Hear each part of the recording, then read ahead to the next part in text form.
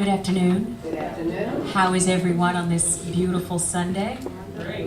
We didn't have to dodge any raindrops. No one walked in with webbed feet that I saw, so looks like we're off to a great start.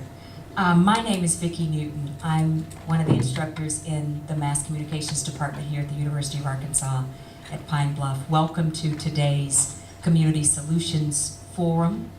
We are planning a number of them, but this is the first one for this season. I am delighted to be with you. Unfortunately, it is due to a death in the family of Toni McCassell, who is a colleague and a friend and known to many of you. So we will keep her and her family in our prayers, and Lord willing, she will be able to join you for the future forums. Today we are focusing on community policing, an approach that is being used around the nation as a way to foster better relations between police departments and the communities they serve. Does it work? And if it doesn't, what will work during this critical time of police brutality and the division and mistrust it breeds and has bred? Joining us on the panel today, we have a number of familiar names and faces. We are happy to have with us Deputy Chief Kelvin Sargent, Officer Marvin Cawthon, State Representative Vivian Flowers of District 17, State Representative Ken Ferguson of District 16. We are also joined on our panel by Goldie Whitaker of the Citizens Police Academy. And we also have, rounding out our panel, Kamara Sills, who is on the executive committee of the Pine Bluff branch of the NAACP. So we have a very informed group of panelists. We look forward to having your input as well. And just to give you a brief idea of the format for today, we will have opening remarks from each panelist. Then we will have a discussion among the panelists. Then we invite you to engage with the panel with questions and answers. And we have a number of students who are also joining us to hold on to the microphone, because as we teach in mass communications, when you give away the microphone, you give away the power. So we're going to try to hold the power and hold on to the microphones. But please, as you listen to the panelists, formulate your thoughts and your questions as well as your comments. And then at the end of the forum, we will invite our faith-based leaders to join the discussion as well. Okay? So here we go. Let's start with our panelists. And who would like to go first? We have gentlemen on the ends of both tables, right down here with our Deputy Police Chief. Yes, sir, please move the mic. Thank you so much. Good afternoon, everyone. As has been said, my name is Kelvin Sargent. I'm a Deputy Chief of Police with the Pine Bluff Police Department. Excuse me. Been there going on my 23rd year with the Police Department. Currently, I'm assigned to the Investigations Division. Within the Investigations Division, you will have criminal investigations, narcotics investigation, crime scene investigations. We do cyber crimes, and we're also doing what we call a Violent Crimes Task Force from within the Violent Crimes Task Force. In law enforcement right now, we're having a very, it's a trying time right now. You know, it seems like every time you turn the TV on, you listen to news, there's been some type of violence that have happened somewhere across our community. And one of the things that I hope in our discussion today, would like to discuss some of the things that we're doing within our department to educate our officers to assure that these kind of incidents not happen here. And if they do, we're trying to train our officers how to handle these situations when they're faced with conflict. So I look forward to us communicating back and forth with each other. Any question you have, I'll do my best to answer. Thank you. Thank you. Hello, I'm Marvin Cawthon. I'm an officer at Pine Bluff Police Department. I've been there for about a little over 3.5 years. Part of my job is the initial response to a situation, the initial investigation in the situation. Also, we're involved heavily in community policing. You know, I'm more in the street area, you know, doing the day-to-day basis on the street locations and things of that nature, just like my chief said. we definitely want to get a good understanding of both the civilians and the policing part of the situation. We want to make sure that we are making our city safe, and we're doing the things that we can to make sure that our city flourishes with everything that it needs to do in this time. It's in spite of everything that's going on. So any questions or anything like that that I can answer, I'll be glad to.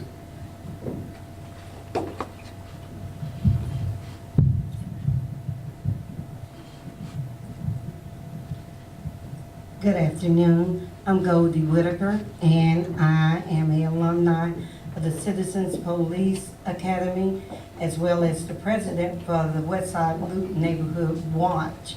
And what we do is we work closely in our community with our families and with the police to introduce our neighborhoods that everything you see on TV is not real, and we need to teach on a regular basis that the police are there to protect and serve, and also to be a friend to your community. So that's what we are working on within our neighborhood watches, is to make our community safer and to make our police more visible within our communities, because as you know, it's very well said and done. We are sometimes our own problems within our community.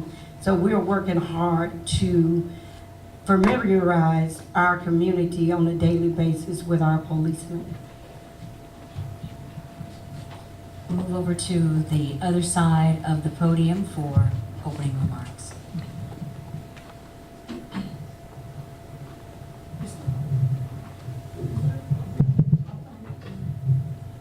Good afternoon.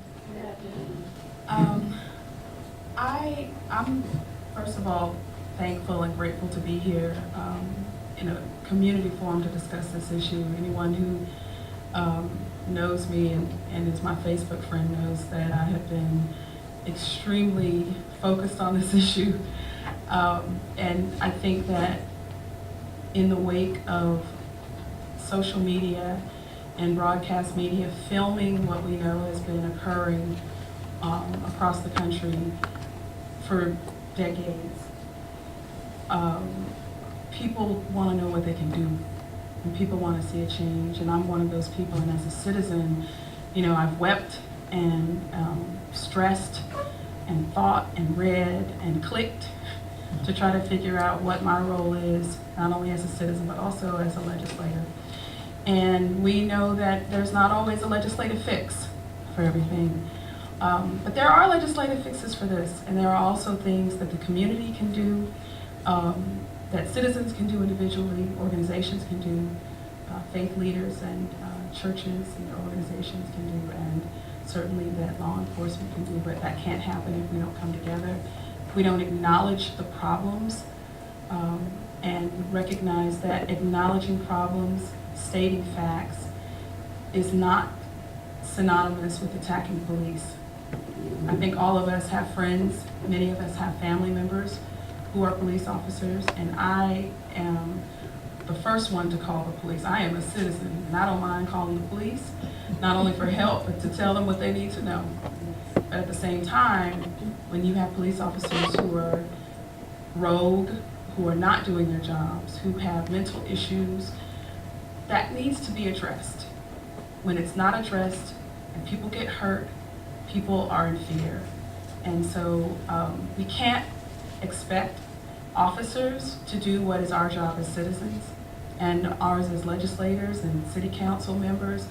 We have to work with police in a way that is respectful, and also in a way that is honest and that is aggressive. Because, and I'll end with this, these issues are not only critical to people, whether you're a person who's unarmed and completely law-abiding, or whether you're a person who has committed a crime, because we have a constitution. And what's more important that we don't think about is, if we don't address these issues, the people who really are in harm's way are people who are out there every day doing their jobs. So if there are folks out there who don't trust the police, and anger bubbles up and violence bubbles up, they're the ones out there every day. And we've seen examples of how the backlash can affect our police officers. So this is as much for our police officers and departments, and especially those who work every day and want to come home to their families and do their jobs, as it is for our citizens. Thank you. Good afternoon. My name is Camara Seals, and I am representing Pine Bluff Branch NAACP, where I serve as an executive board member, a life member, and youth council advisor. I'm pleased to be here, and I want to start out by thanking whoever, or I still don't know exactly who organized this, but thank you for organizing it, putting it together, because I think we need to have the conversation. We're blessed to be in Pine Bluff. We've not dealt with a lot of police violence, and so we are blessed in that sense. And I do want to say thank you to the men and women in blue who protect and serve us, but I do know that we need to strengthen our relationship. We want to be preventive. We don't want to be reactionary.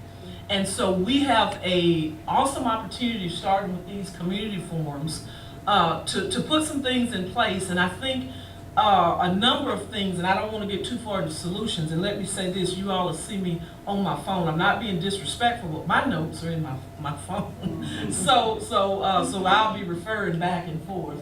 But there has to be dialogue. There's got to be communication. We have culture differences. There are culture barriers. And so there are things that we have to understand about one another, about our culture, about our differences, and be respectful. And so like I said, we're in a prime position starting these forums because we don't want to see what has happened nationwide happen in Pine Bluff. I love my community. I love Pine Bluff. I moved here to go to college, and I'm still here. And I'm here by choice, because I could have been many other places. And so I want to do my part as a citizen. And I've raised 3 children here, and this is home. And so I want to do my part as a citizen, my part as a member of the NAACP, and just to open those lines of communication. I have a number of things that I want to present because this is a solutions forum. That's the only reason I agreed to participate, because I no longer do forums just for the sake of speaking. And so because this forum is solution oriented, I agreed to be a part of it. And so I'm gonna pass the mic, but when we get to that part in the program, I certainly want the mic again to share, to share some things. I think this was opening remarks, but I do want to share some things, some solutions that I think would be good for moving us forward peacefully and respectfully.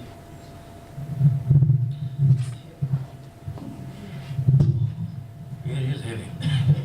Good afternoon, Ken Ferguson, District 16. One good thing about speaking last, my friends to the left, Vivian Flowers, my caller, the Happy Warrior, my partner in crime in the legislature, Camara Seals, who I've known since she was a sophomore in college. Now, I wasn't a sophomore in college, but she was. Very happy to be here today. Hopefully we will discuss some things that will be problem solving. I was with the city of Pine Bluff 27 years, 4 months to be exact. I was the city's human resource director at that time, handling a number of programs which include employment, opportunity, workers' compensation, and the whole gamut, youth programs also. But one of the things I hope we get a chance to address here this afternoon, particularly with the police department, is more community engagement with the community. I like what the police department is doing now with youth. I think it's very good. I think it could be strengthened a little bit more. Also,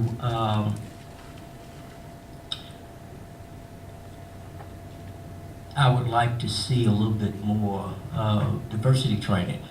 While I was the human resource director, we had some diversity training within the police department, although the human resource department was not totally involved in that process, but we did have some. But with that, I think we can go ahead and get to the meat of the program and get started. Thank you. And thank you to all of our panelists. As you just heard for yourselves, we have a very smart group of community leaders. So I'm looking forward to a robust discussion that yields some solutions. I'd like to begin with just a commendation on being proactive. I think this is very, very smart to work proactively, which leads me to the question, how did we get to this place? We've talked about acknowledging that there is a problem. Where did it start, and who would like to address that first? You mean the panelists? Of the panelists. Oh, okay. Where did it start? Let's go back to the genesis of this nationwide problem. How far back do we need to go? See, I represent the NAACP, and we've been taught history, You know what? I think you're the perfect one to get the ball rolling, Ms. Sills. Okay, help me. I know half the audience is probably NAACP members. No, let's don't do it. Okay, let me, no. Okay, Where did this breakdown occur between police and our communities? well,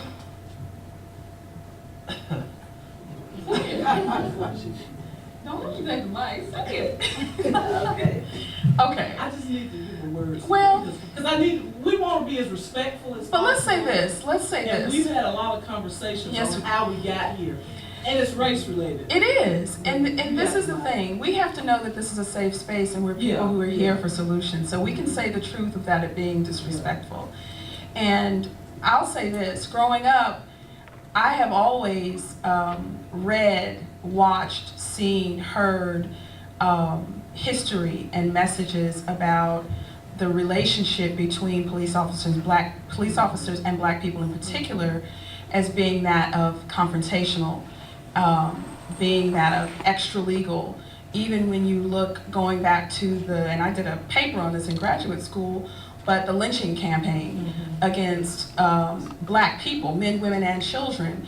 And you'll read now, since a lot of this, and I'll make this point, I think Will Smith did, I read this on Facebook where he said, this is not a new problem, nothing is new except cameras and social media. Right. That's what's new. That's it. Yeah. And so I think we can look at the origins of local police departments and police officers and tie them going back as far as the enslavement of black people. I don't say slavery because we weren't slaves, we were enslaved.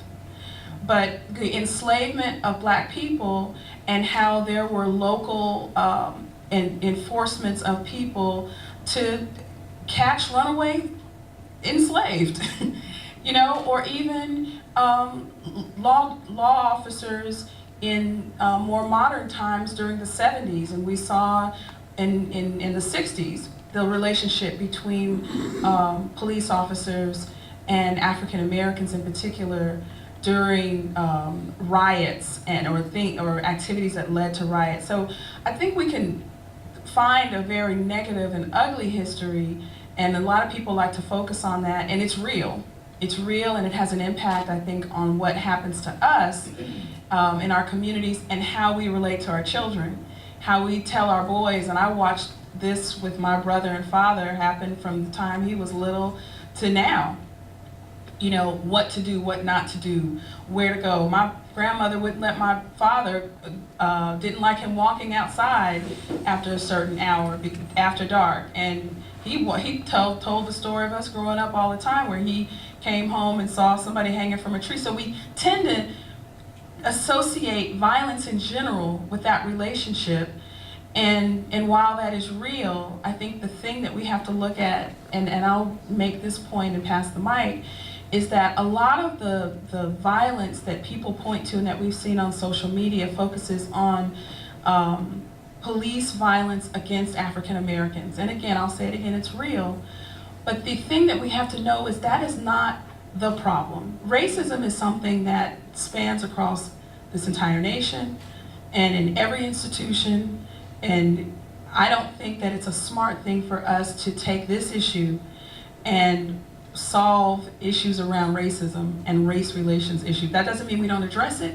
We're not going to solve racism based on just this. And the reality is that these issues affect all people. I've been saying that on social media. This is an American problem. This is not a black problem. And if you all, when you get a chance, go to a website called theguardian.com. They are actually collecting data by state, by race, by region, as to the killings of people at the hands of police.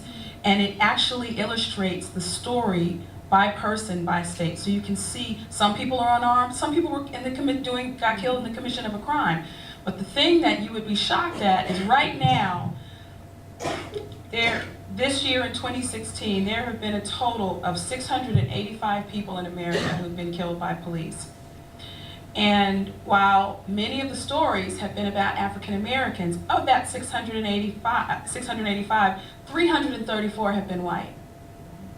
334 have been white. Now that, while the rate is low as it relates to Native Americans, who have the highest rate per million, 5.49 per million, 4.26 for black people per million, and then it goes down for Hispanics, 1.93 per million, 1.69 for whites, 0.56 for Asians.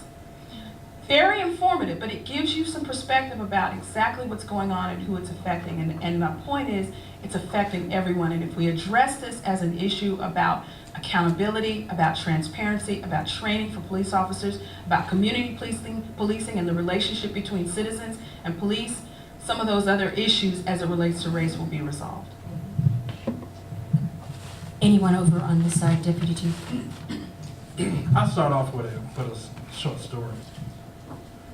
When I was growing up as a boy, just in my neighborhood, we just had a perception where we did not like the police.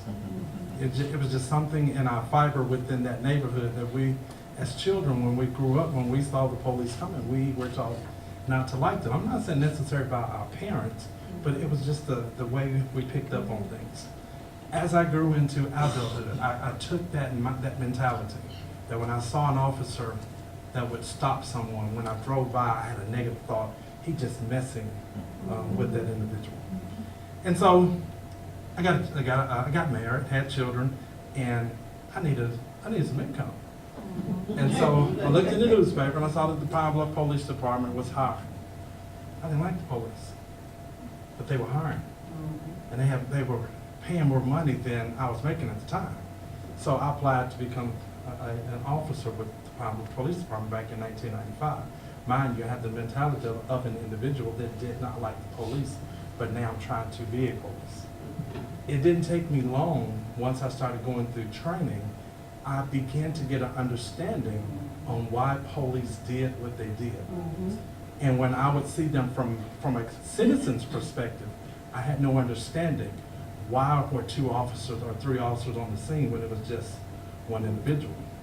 And so as I started going through training within our rookie school, within the Arkansas Law Enforcement Academy, I grew in knowledge and understanding. I think that's one of the disconnects right there between law enforcement and the community. Sometimes they just don't understand why we do what we do.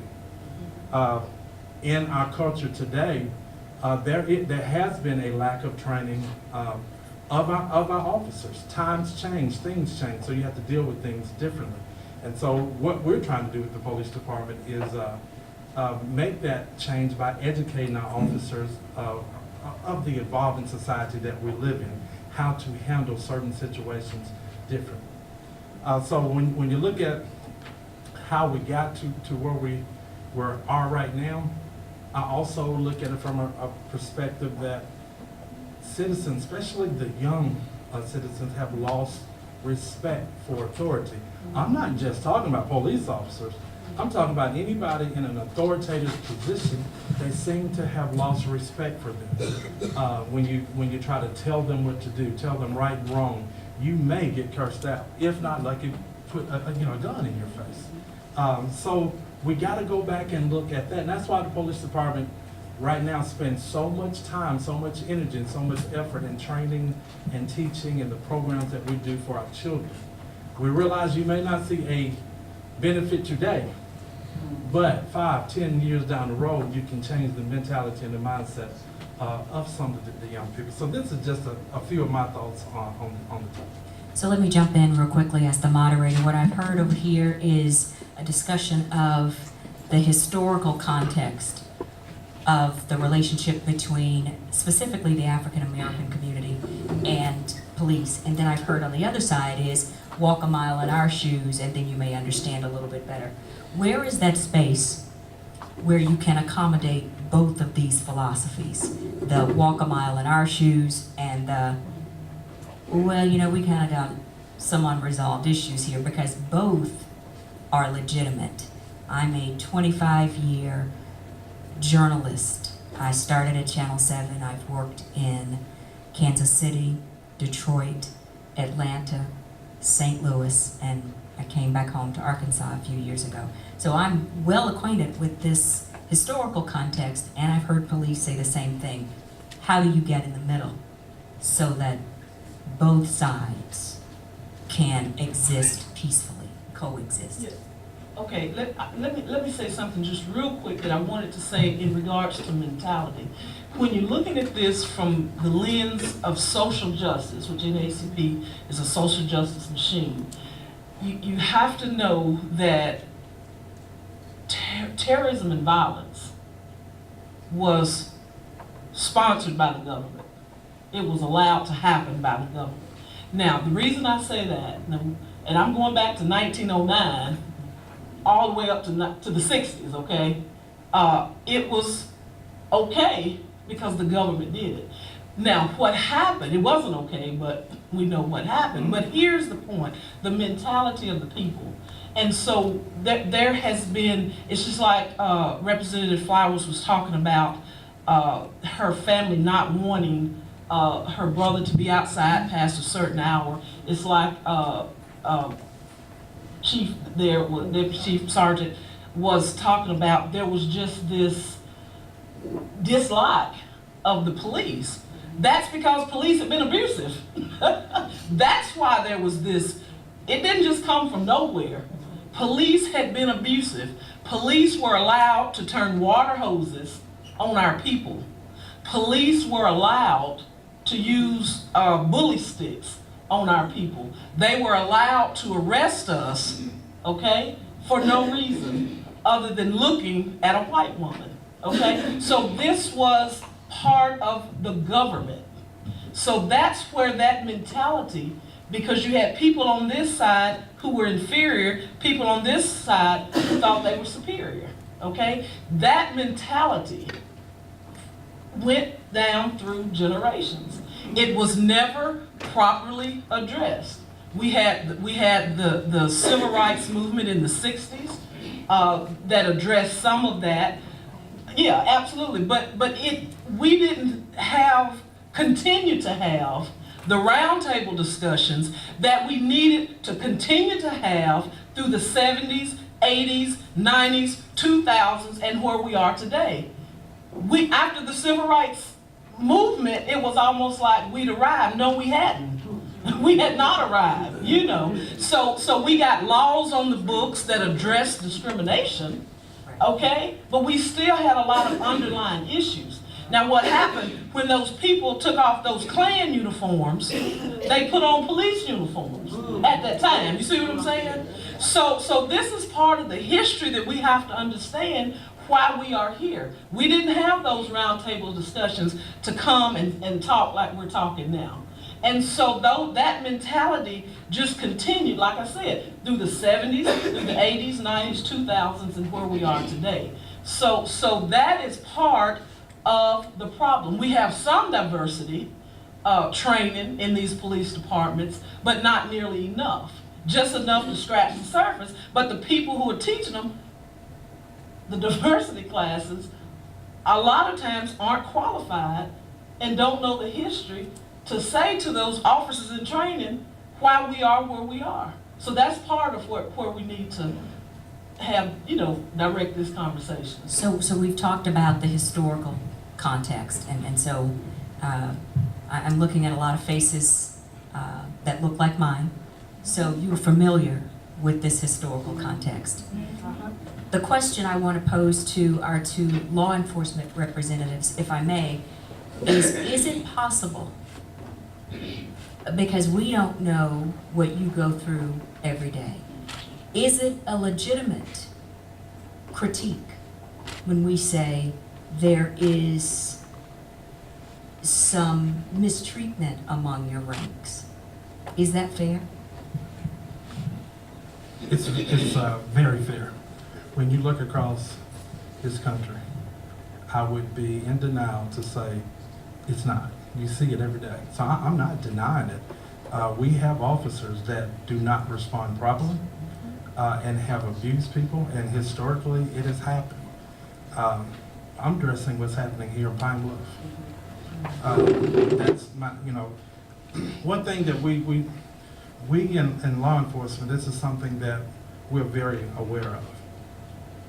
We can have no situations going on within our community, but let something happen in California, let something happen in New York, we still get the same backlash that those officers get in their communities because they say they're one of them.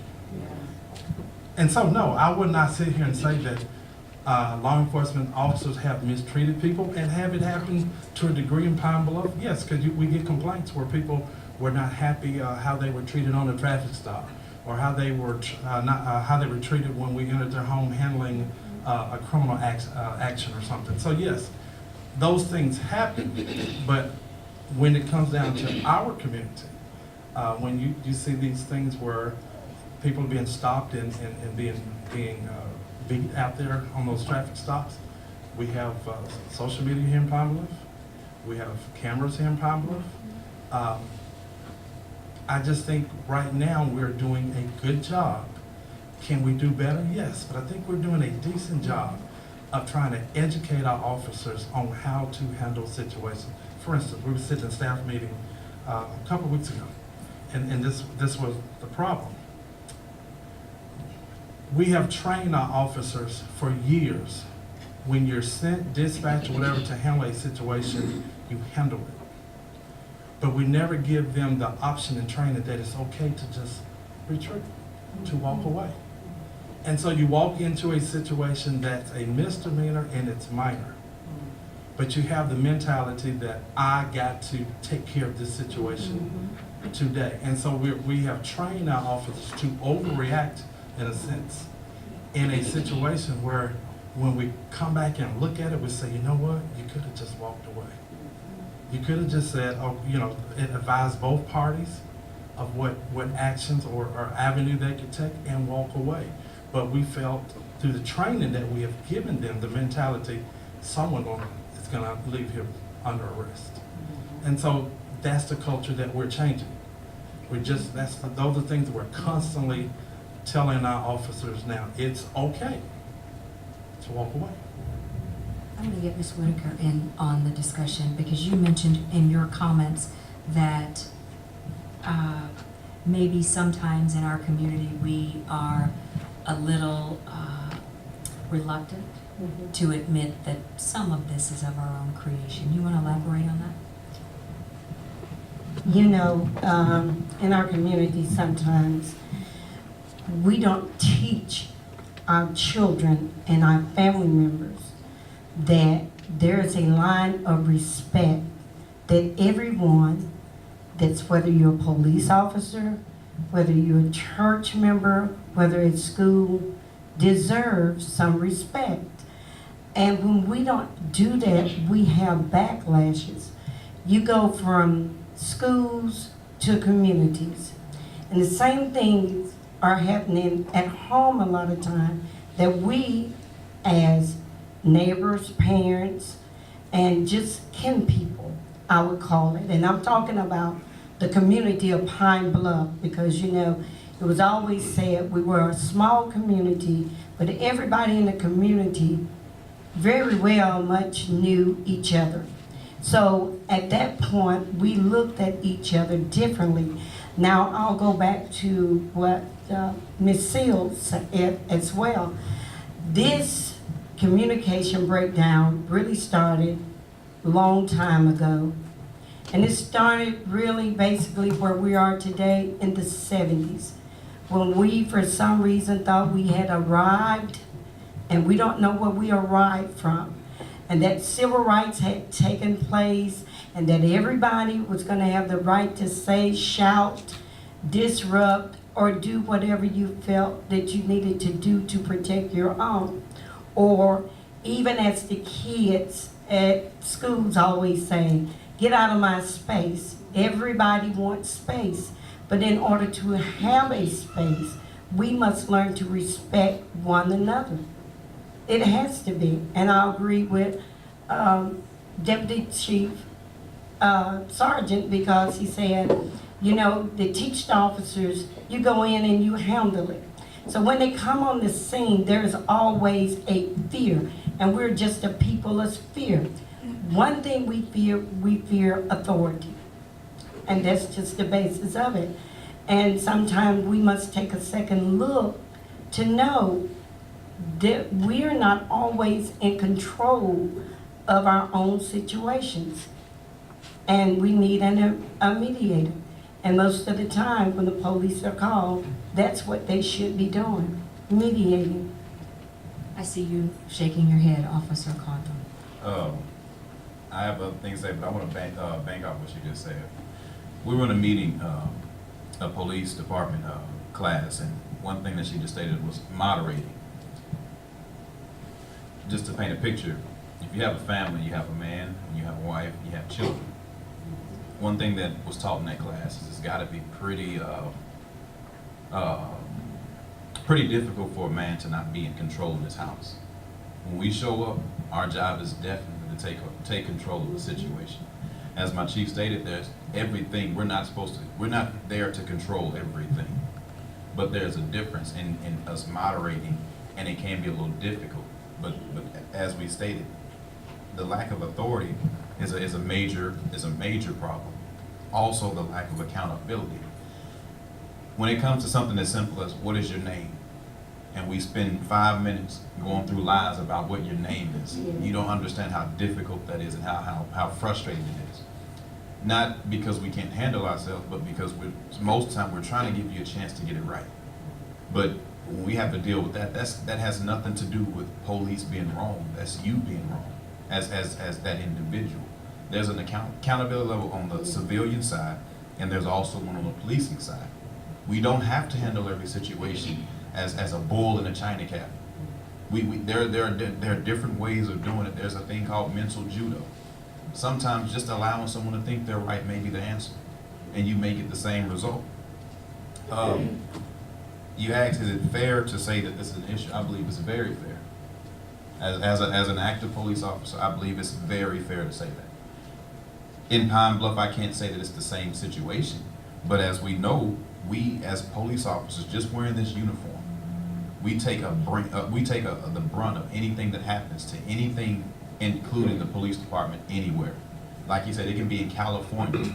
Matter of fact, things that have happened, I'm speaking from personal experience, things that have happened all over the country. I'll make an arrest or a traffic stop, and I'm being taunted as if we're doing that here.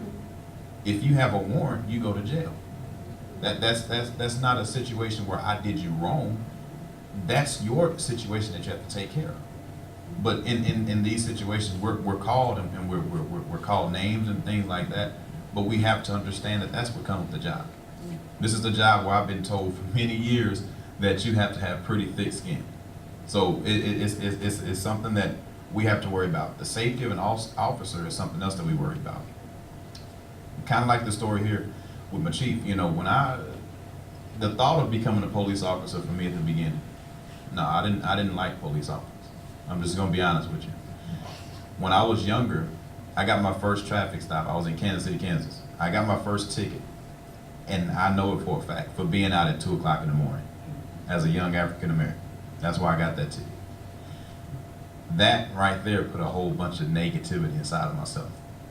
So when you ask, how do we come together? Being transparent is one of the ways. Me being transparent about that and never forgetting that experience helps me understand how to be transparent to you all, to the public. And so I don't mind doing my job as I'm supposed to do my job, because I know what it feels like on the other end. So programs like what you have and things that bring police officer and the community together, that, to me, that's the answer. Community policing, these programs, these are the ways you can help bring this together. So I don't want to go too far and say too much. We got a good foundation started for things like this to continue across this community. We got 13 different neighborhood watches. That is an opportunity for people in that particular area to come to those meetings and voice your concerns. But right now, most of them are poorly attended. They're poorly attended, but we have 13 different neighborhood watches around the community, and that's one of the basis for them, for you to come in and interact and then be specific with situations that are going on in your neighborhood. And so you can inform us of that, and then we can take appropriate Do something action. about it. Representative Ferguson and then Representative Flowers, you mentioned more community engagement. What did you have in mind? More community engagement programs. The Deputy Chief Sergeant mentioned neighborhood watch programs. Yes, we do have neighborhood watch programs. When I was the HR director, we had neighborhood watch programs. They were not attended well then, and they're probably not attended well now. But I do think on the positive side, some of the things that the police department is doing, specifically with our youth, the pay camp for young folk between the ages of 6 and 16. The basketball camps, I think they started 4 or 5 years ago. Yeah, we need to do more things other than neighborhood watch programs, and perhaps other than the Citizen Academy programs to engage adults. I think the police department is doing a very good job over the past 4 or 5 years in engaging our youth and bringing the youth together. My grandchildren went to the pay camp, and once they came, I picked them up every day. It was 6 weeks. They had a different point of view as it relates to police officers than what they had before they went to this pay camp. They learned a number of things, which surprised me. And I think that if we can create a more neighborhood or community engagement programs to engage adults in this community, I think that would help a great deal. You see it as a way of breaking down those barriers and addressing some of the historical challenges that we've discussed? Yes, I do. And one other thing comes to mind, and I've got some good friends who are police officers, and I've been talking to them about body cameras.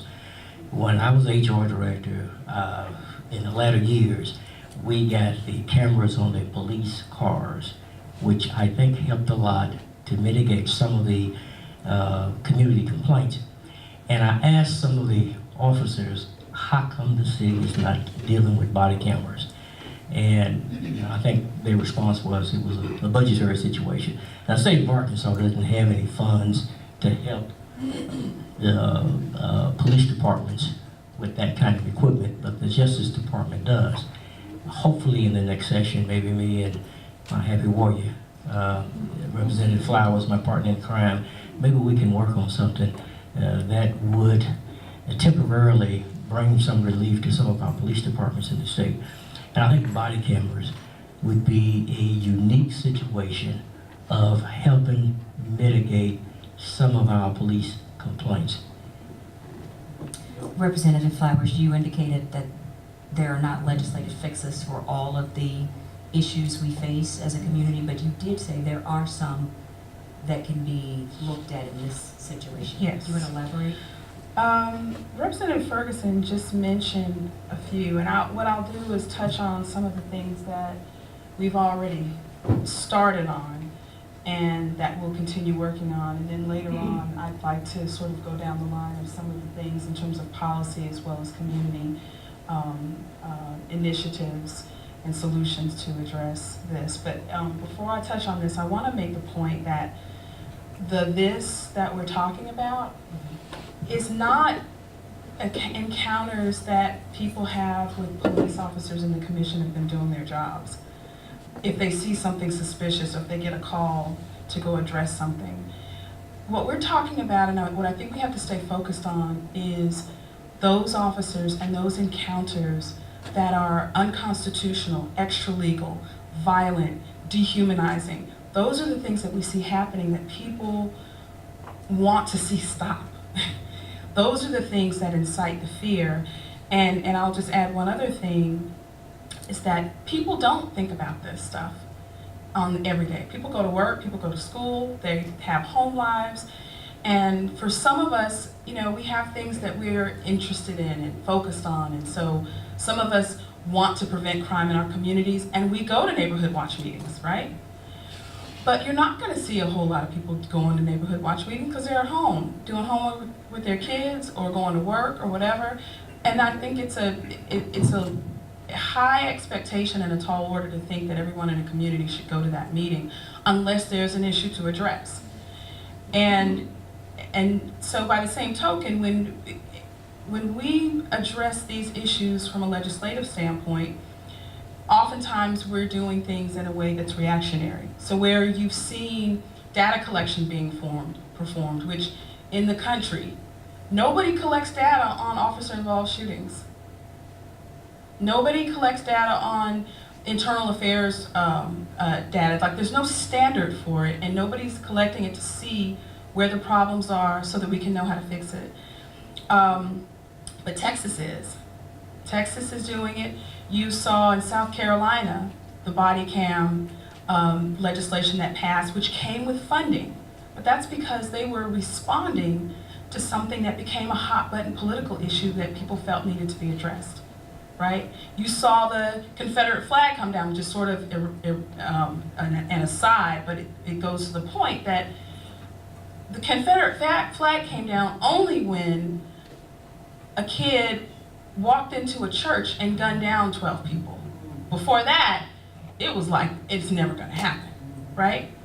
So we have to understand that that is the nature of policy change, of systems change, and I'll punctuate my remarks by saying that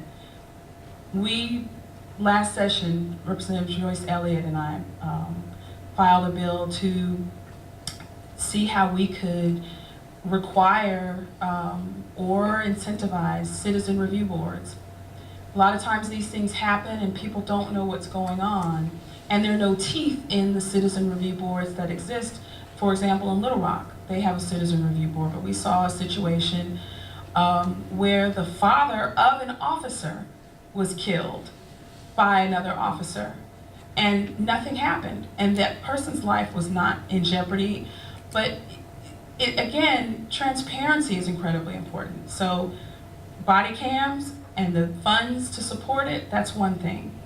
Citizen review boards that have teeth, that's another thing. And some of these things can be done on the statewide level, some of them can and should be done at the local level. Data collection, I mentioned that. There is no place centralized in the state of Arkansas or in the country that requires that we collect this data so that we know what the problems are and how to solve it. And then the other thing is standards to provide support for our officers. There are no statewide standards for local law enforcement officers in terms of pay. There are no statewide standards in terms of the kind of, well, very, very loose standards in terms of what Representative Ferguson mentioned in terms of the diversity training. And that only came with legislation so that we could get the primary seatbelt law. So the politics around passing legislation, whether it's on a local level or on a statewide level, is important, but it doesn't happen without you. And especially if we're talking about preventive fixes. Because right now, we don't have an issue where everybody's clamoring to talk about this issue. So we have, everybody's on this side, and we have this side that, is almost empty. But I guarantee you, if there had been an officer-involved shooting last week, this room would be packed. It would be packed. Again, that's human nature. It's the nature of how these things go. I don't look at the public and say shame on you. That is how these things happen. But I think that it is our responsibility for everyone in this room to take action, to be a part of the solution, and that's why this is a solutions focus. And I'll talk later about what that means in terms of the role and responsibility of citizens to make sure things happen by voting, by showing up to meetings, by calling your legislators or your city council officers, calling your mayor, calling your governor. Those things are important because when we start talking about funding for body cams, we have a legislature and a governor supporting, no offense, because he and I have a good relationship, but we don't agree on a lot of things. I don't know how we can withstand a $100 million tax cut and more tax cuts on the way when things like this, problems like this, issues like this persist, and when it comes time for education, pre-K, funding for body cams, all of a sudden we don't have any money. Okay, You mentioned specifically reactionary behavior. yeah. So please elaborate Yeah. on that, and then we want to get Officer Cawthorn involved. Okay, you want me to just, off my previous comments? To What- elaborate on the detriment of being reactionary, because you touched on it. Yeah, right. We don't want to just be reactionary. That's why we're here. We haven't had this type of police shooting with, involving a youth, like a Trayvon Martin or something where, well, that was, that wasn't police, yeah. But we haven't had that. Had we had that last week, this room would be standing room only. Okay. So we don't. This is what I want to say. We don't want to be reactionary. We want to be proactive. So what does that look like? Here we go. If you're sitting at, Right. if you're listening, you all tell us, what does it look like if you're not being reactionary? What are you doing We if you're want to not? well, like I said again, thank you for this forum. But from here, we gotta come back together. We need to have, I don't know what you call it, if it's a commission or what it is, but we've got to establish relationships with the police and the citizens. And through establishing these relationships, I believe we build trust. And when you start to build trust, it leads to accountability. That's what I firmly believe in. Now, how do we make that happen? We've got to come together and talk. We've got to have a conversation with all the players at the table. All the players. Not just part of the players. Everybody's got to be at the table. We have two over here. Wait a minute. Yeah, we've got to. Let me ask them. Let me you all. finish. Okay. I no disrespect. I'm sorry. No, all the players. We have two players, and that's good. But we need all the decision makers at the table. Y'all know what I'm saying, right? We've got to have that, and we've got to have the roundtable discussions to make these things happen. Put whatever it is in place. I can't just say because I don't know. But we know some of the things that are going well. Representative Ferguson has mentioned some things, and Ms. Whitaker has mentioned some things. There are some things going really well. And we thank the police department. And I know my initial comments were harsh, but they were historical and they were factual. And it needed to be said, because it talked about the mentality and where we are today. But we think the Pine Bluff Police Department is doing a decent job. But we've just got to get ahead of it. We know there could be some things coming down the pipe. We need to head it off.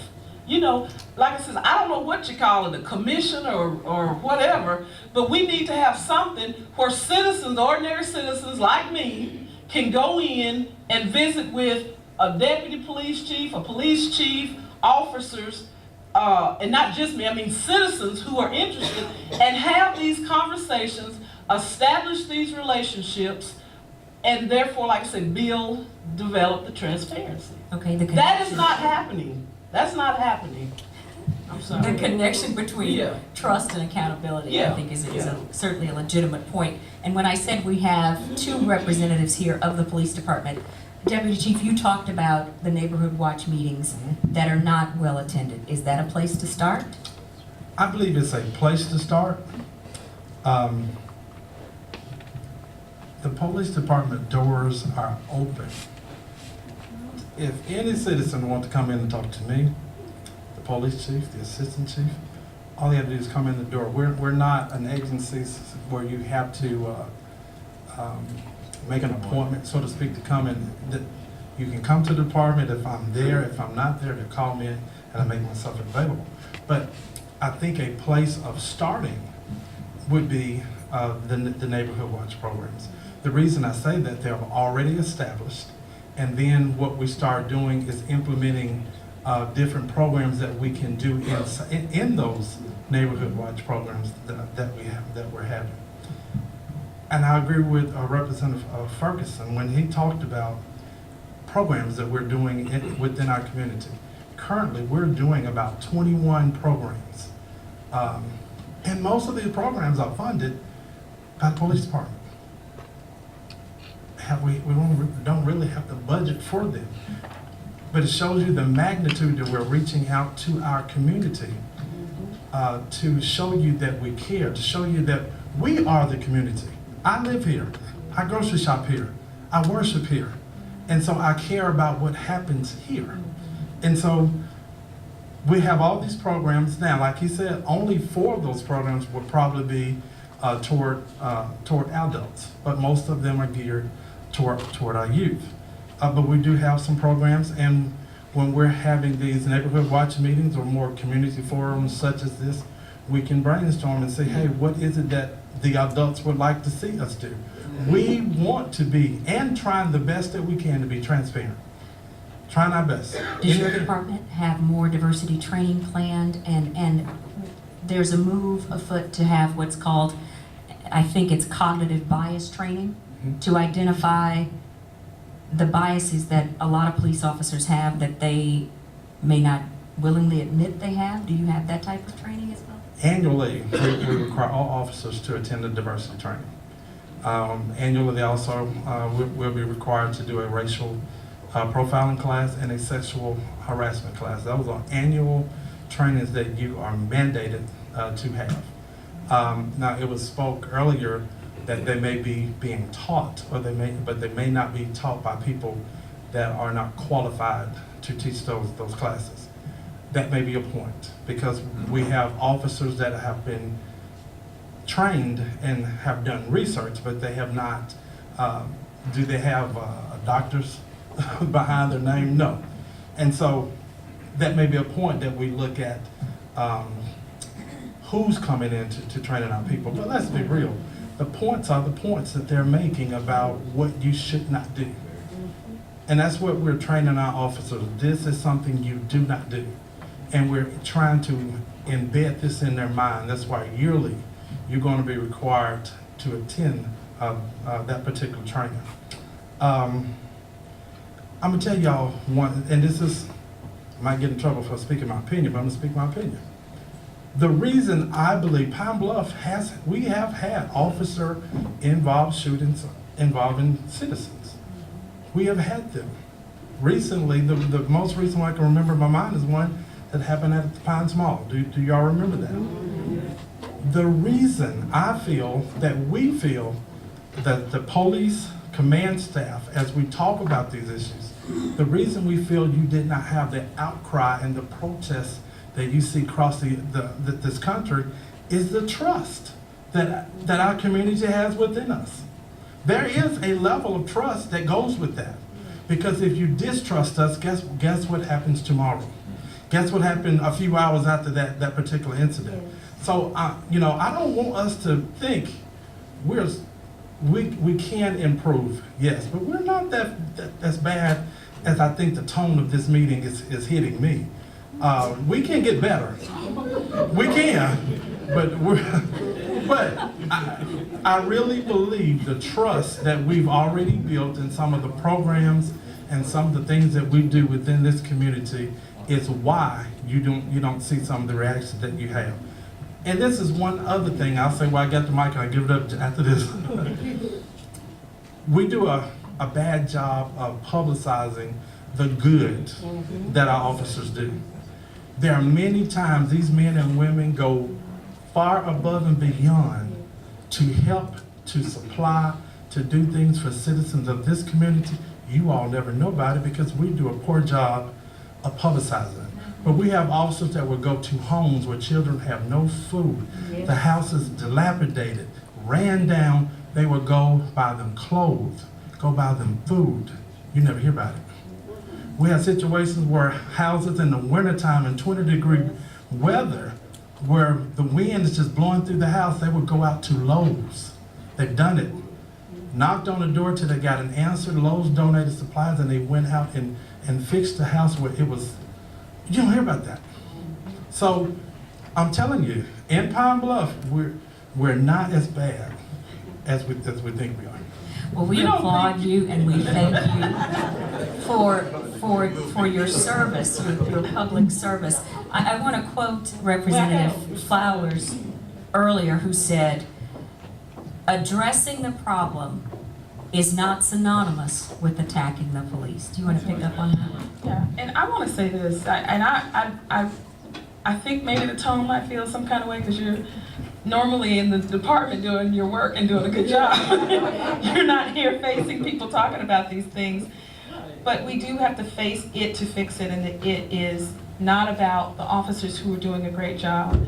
And I started out by saying I always had a great relationship, and when I had an issue or a question, I didn't have a problem calling and saying, hey, I need some help, and I got the help. Most people don't know they can do that.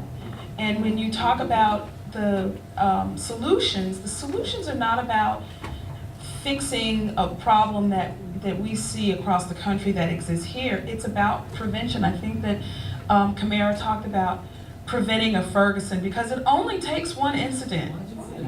You know, it only takes one incident. And so if we know that most people have anxiety and fears about what has happened elsewhere that could happen here, it's the transparency, it's the open dialogue, it's the programming.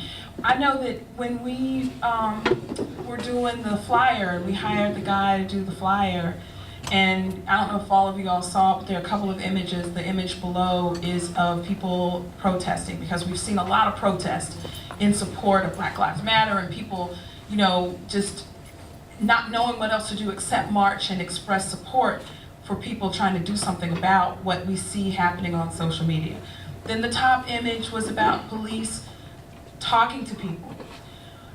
That's all they could find. There were no pictures, and I did it myself, because I was like, we gotta find a picture better than that. I went on myself. If you go and Google and you put in police officers meeting with the public, Pine Bluff, if you put in Pine Bluff police meeting with the public, you get a whole bunch of mugshots. I'm not kidding. And that doesn't mean that that's what's going on, but that means that there is a problem in communicating what's really happening. There's a problem communicating that, and if we're not having this conversation, nobody knows to fix it, right? Nobody knows to say our 100 and whatever programs might not address the communication piece, and we need to do that. Maybe we take money from this or cancel that, put that together, come over here, you know, but we have to do that. And I want to say this too. A lot of times I've been in these meetings where, you know, and this is the third panel I've done, and a lot of times the conversation goes back to, you know, crime prevention and youth behavior and all of that, and all those things are important because that's what y'all do, right? But I don't think that is at issue. I was talking with a lady the other day, and she was started talking about black on black crime. What are we doing about black on black crime? First of all, there really isn't such a thing. Most crime occurs in communities and by the people who live in those communities or those groups. So if there's a black on black crime, there's a white on white crime, there's a Latino on Latino crime, there's an Asian on Asian crime. And so at the end of the day, it's crime, right? Now we know that there's violence that occurs more prevalently in African American communities across the country, but then that begs the question why, and then we have to start talking about employment and poverty and those kinds of things that we know has a direct impact on crime. Because if we go to different parts of the country that are predominated by our white citizens in Appalachia, you're gonna see crime and you're gonna see fraud and you're gonna see all kind of things that you see right here, but it's not called white on white crime. It's just called crime, right? So I just want to make that point that I appreciate the police who are doing their jobs, and I believe that it's more than a majority. But the first thing is we don't really know what it is because we don't collect the data. So I cringe when someone says, well, it's just 2%. Well, the 2% doesn't matter to you because it's not your child sitting at the park and someone rolling up shooting him because he has a toy gun, and the country blames him and calls him a thug. And so that kind of language, and when we hear those kinds of things and police departments are quiet, that continues to create the gap between people and police. So if we're talking and we hear police officers and departments saying that is awful, and we would never do that in this department. We would never do that in this department. And these are the things that we're doing to make sure that they don't happen. Then we feel like, yeah, that ain't happening in Pine Bluff because our officers represent. Our officers have our back and we have theirs. That's the kind of community that people want to have, and I think people in this room want to see. With that said, let me, if I could, I know, as a matter of fact, let me say this, because I know that we have people who want to get engaged and ask questions, but at some point I do want to share some policy and community solutions and prevention. I think Ms. Seals had one more comment. Okay, well now let's move to that point where we do get comments from those of you who have taken the time to join us today, and thank you so much again for being with us. Our students have microphones, and we have one microphone, and we'll meet you where you are. So this gentleman has a question here, and this gentleman down front has a question, and the lady over here has one, and Reverend Turner has one in the front. So let's just work our way around. Let's go here, here, here, and then over to the front row, and get some questions in. And please direct. You don't get to hold it. Please stand, sir, and tell us who you are. We can't give you the microphone because then you may just run away with the discussion, right? And we don't want that to happen. You just hold her. Okay, so serious. Everybody doing? No, Okay, there we go. I think we should lose her. There we go. Yes, let's go. lose her. Thank you. And address your question to the panelists you want to respond, or if it's an open-ended question, just pitch it out open-endedly. All right. Well, first of all, some of you guys know me, some of you guys don't. My name is Kevin Wembley. Resident here in Pine Bluff, born and raised, moved, came back, done a lot of research, worked a lot of jobs, been a lot of places. The police department is the only place, the only job that deals with this type of media. When Chipotle put out bad burritos, did nobody go get the employees out Chipotle and put them on the front and center line? They was killing people too. So we live in a system right now that is focused on crime. And about 80% of the people in this room make money off of crime. Except the only people that deal with the crime are the people sitting right here. Because see, policy about crime gets officials elected. Policies about crime also creates fines, jail time, etc., etc. All these things help fund the city. So when you lock somebody up, the city gets paid for their bed. If there's no one in jail, there's no reason to pay the jail to keep the lights on. The city loses a lot of money. So if we're going to make a change, we need to look at how can we get off the crime pacifier or the crime bottle that is feeding our system and find a different way to feed our system. Okay, thank you, Mr. Wembley. Thank you very much. We have a question down front. Well, was that a comment or a question? Okay. I heard what you. Okay. I want to finish. Well, I want to finish because see, even though the police are doing a good job, so what? Does it really matter because crime continues to happen?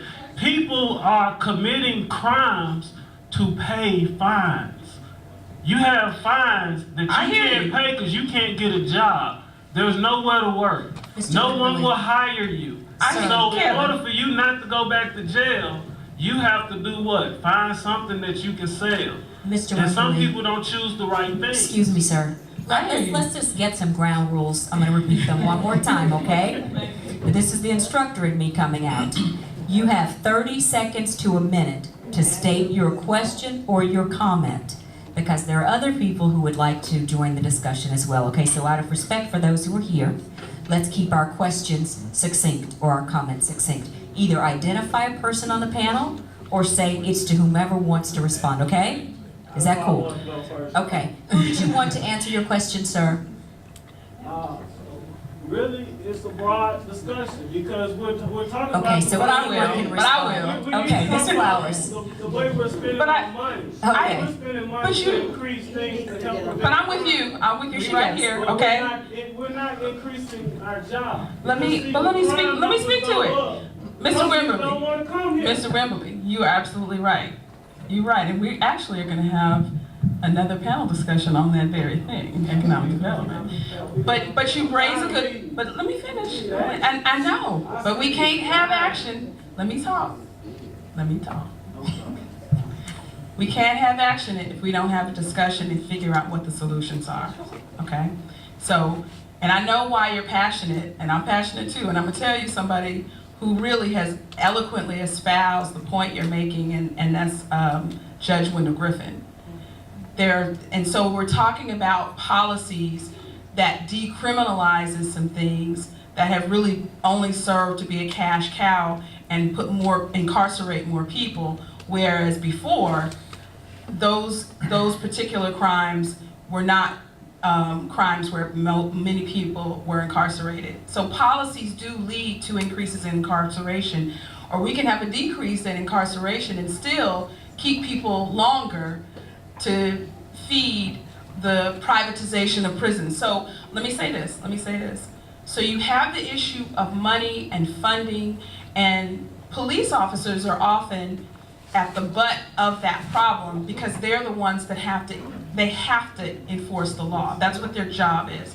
But that is not, no.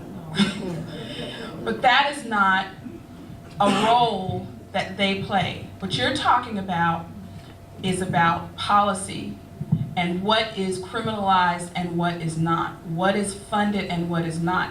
And then we're also talking about, when you talk about economic impact and communities and job availability, that speaks to crime itself and crime prevention. All very important, relevant issues that we need to discuss, but we're not talking about that today. Okay. Our next question is down front. I'm Frank Johnson. I'm with the Council of Elders, and I need for y'all to address this issue because I have the data on this. We have more young men incarcerated that's coming back into society. I've been working with some of these young brothers. What do you think should be done to bring these young men back into society? Because you're going to have a problem. Because most of the kids that are looking for opportunity are leaving here. So you're going to be stuck with a bunch of convicted felons. So how are y'all going to deal with this?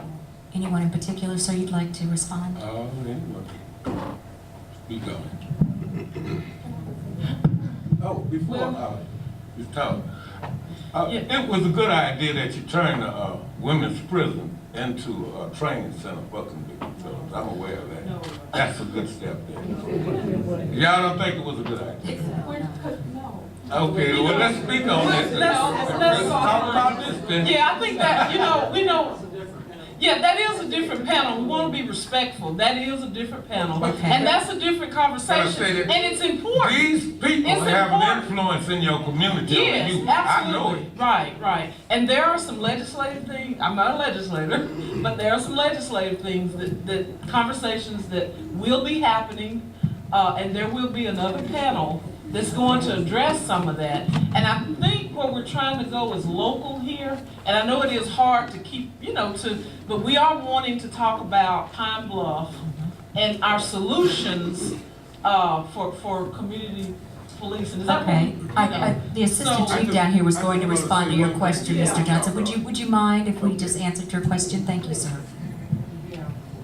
What I was going to say, he made a good point, and that's something within the police department we have addressed and we have talked about. Young men, and when you think about Pine Bluff and the vicinity of prisons that we have within Pine Bluff, it seems like a lot of them parole out. to our community. So we're trying to see what we can do along with other agencies to help them build some type of job skills, things like that, to help them work themselves back into the community. So good concern. Have we got there yet as an agency? No. And there's one thing that's been going through my mind, that when I hired on in '95, only thing that I had to worry about at that time was to enforce law. And like you said, when the laws are made, we have no choice but to enforce that law. And that's all I had to worry about, was enforcing law. But the police department now we've evolved into an agency now across this country. If it's something people don't want to deal with, they call the police. Call the police. And so now we're having to deal with social issues such as having to come up with a program when someone that has been incarcerated is getting ready to come back into the community. Boom, it falls in the lap of the police department, when traditionally all we were supposed to be here for was to enforce law. And so when you look at all these programs that we're doing within the police department, it's showing our community that we are involved, and we have evolved and moved past just enforcing law. But good concern. Can I say something? The reason I said this, I'm from New Orleans. Sir, let me respond. Let me just respond, because we're gonna move on, but I'm gonna say this. We are addressing it, not enough funding to adequately address it, and I'm not sure that it's being done as effectively as it could be done and it should be done, but we are addressing it through what's called re-entry programs, and I know you know that language. I know the language. So, and the thing you need to know is in Pine Bluff, we do have a re-entry program that is growing and is the subject of the Board of Corrections decision-making as to how many beds and how much funding and where it'll be. And right now, it is growing in the facility that used to house the women's treatment, okay? But you should also know, so that's ACC, that's the Arkansas Community Corrections. Department of Corrections also have programs, and they are going to be opening a reentry program. I believe it's on Wednesday. And if you will get with me afterwards, I will give you my number, we'll get information, we're going to work on this, and we'll talk about it more later. Okay, I'd like to say this. One issue we're going to keep coming to, and that I believe should be addressed, is this right here. It's been said, but I want to say it a little differently. As police officers, it's not our job to fix the world. It takes everyone in this room to fix this world. Right. As a matter of fact, if you think about it, the fact that there's no particular tragedy we're here for today is a good reason why we have all these open ideas. The issue, like my chief said, is this right here. We have programs in place, neighborhood watch and things like that. What's the point of creating 100 new programs if we can't manage the ones that we have now? So if we're going to change this situation, it has to stop becoming, as we keep saying, reactive and become proactive. In a situation like this, like they said, if a shooting happened yesterday, you wouldn't be able to get inside this building. And I won't say shame on us. I won't say it in that language, but it gets to a point to where we have to understand that right there is a part of accountability. Why should it always take a problem to get us together? This badge won't solve that. To be honest with you, me being in this room would mean nothing without you all being here. So if we're going to do this, let's do it together. We can come up, like what he said, we can come up with how can the police officers fix this. We can. I'm younger, and I'll say this because I just have to say, we can't fix the problem of the community without the community. So if we're going to do it, we got to do it together. I don't care what programs we come up with. You said we had 21 neighborhood watch programs. Okay, so 13 neighborhood watch programs. If we're that passionate, like we said, we do have jobs, we have night jobs, we have class and stuff, that's fine. But let's make it to where it's not just an issue where the trendy situation, it's a trendy thing to go to neighborhood watch this week, but after the problem is done, then we stop. Because we won't be able to fix anything until the problem arises again. Okay. Next. Yes, ma'am. I just want to piggyback about the neighborhood watch. So many times, we, as a people, the adults, we think that neighborhood watches are about George Zimmerman taking the law in our own hand. That's not what we do. Neighborhood watch feeds the community with most of your updated laws that are being passed, things and events that's coming to your city. And we try to stop that crime by, we don't knock at everyone's door and saying, you gotta be a part. But when you have a problem, then you want the neighborhood watch to help you from street lights. Cause I get calls all the time about, my night watchman light is out, Miss Whitaker. Who do I call? And then we call them. Our policemen, they ride through our city and our communities, whether on bikes or whether on cars, in the cars, and the first thing we get, they're spying. They're not spying. They are protecting you. And the thing that we try to bring together is to show you it's a human aspect that we need to work here together with. And just like he said, the police won't fix it, neighborhood watch won't fix it. It's people like us that fix it, that have a voice and not afraid to speak of what's going on. And this is what we need to get to a point of. Okay, the lady there. I just wanted to ask a question, particularly to the police officers. What would you say is actually the definition of what your job or responsibility is as it relates to serving the community? And then how is it, and you just kind of tail-dubbed into this second part of the question, how is it that you want to help communicate that well with the community so that the community can work with you? And my last question is, you mentioned that there are so many positive things that the Pine Bluff Police Department is doing. How are you planning to, now that you're aware that we aren't aware of it, how are you going to make sure that people become aware of those things? I'll start with your last question first. And I see now we're going to have to do a better job. What we're currently using is, I think we use UAPB-TV as well, but social media, and we'll use the print media to get some of the things out that we're doing. And then we'll have the service division officers would go out to some of the community areas and put out flyers. That's not getting it done. So we're going to have to do a better job making individuals aware of what we're doing.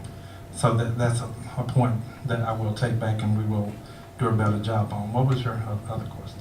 My initial question was if you could define what you would say your role is as police officers for the city of Pine Bluff, and then how do you communicate that role to the public so that they're aware of what your role is? Because you all talked a lot about people think you're the solve all, fix all, but what really is your role, and how do you communicate that so people know who to call and not you when there's something else going on? The role of a police officer in 2016 is very undefined.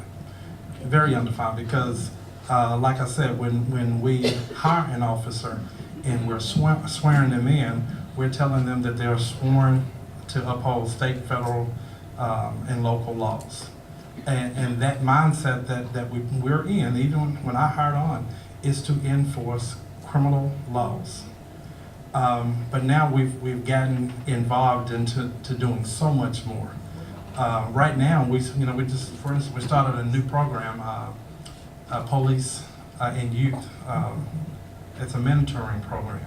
So now what we're asking our officers to do, to take a young man within this community and for 1 year, mentor him. When you go on vacation, take them with you. When you're doing family events, take them with you. When you're going to church, take them with you.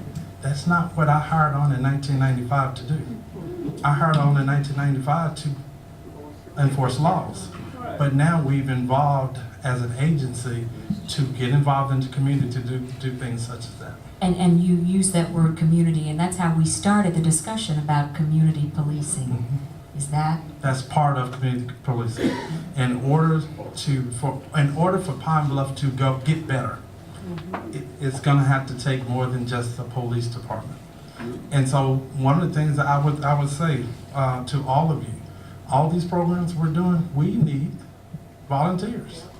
We need help. We need the community to come in, because what we're doing, and see, one concept that I don't think I'll put it out there for you all to understand. When we have a baseball camp, that's more than just getting out there teaching that child baseball skills. We're taking that opportunity to interact with that child, to teach them respect, to teach them about what the police department does, to teach them how they should react in certain situations. So it goes far beyond spending time with a youngster just to teach them a skill of basketball or baseball. We're taking time with them. You may identify some that have behavior issues. We're not qualified to deal with behavior issues, but guess what we're asking our officers to do? Deal with it. So, I guess, I feel like you didn't fully answer my question, and so, I'm asking you, what do you think that your role is, not what it's not, and then how can you communicate what that role is to the community? And one of the things that you just suggested, and I don't know, this is another offering of a suggestion, because I know, at least in the city of Little Rock, which I'm from, the police department sits under the mayoral or city manager, and so maybe the city can help get information out about these various programs that you're talking about, so the people are even aware that they can plug into them. Because it's very difficult, and I deal a lot with education, it's very difficult for parents to help a teacher if they don't know what's going on, and it's difficult for a teacher to help parents if they can't reach the parents. So communication is a key force in all of this. So I'm really asking you, what is your role as a police officer as you see it?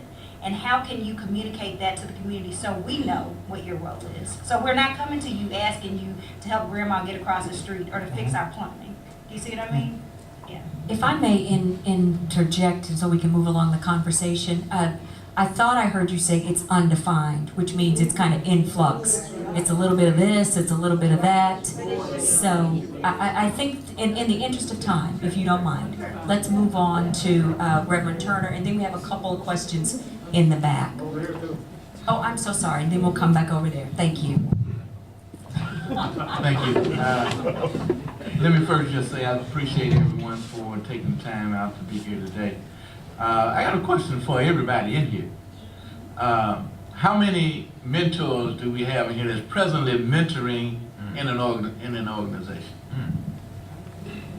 Okay, we see quite a few hands. The reason I ask that question is because 98% of young people who are mentored by someone don't get involved in gangs and crimes and drop out of school. So it's important that we have mentors for our young folk. And so I say that because we have the Pen or Pencil program that's trying to give kids a choice. Pen stands for penitentiary and pencil stands for education. And we are in the school districts here trying to keep kids from getting involved in that.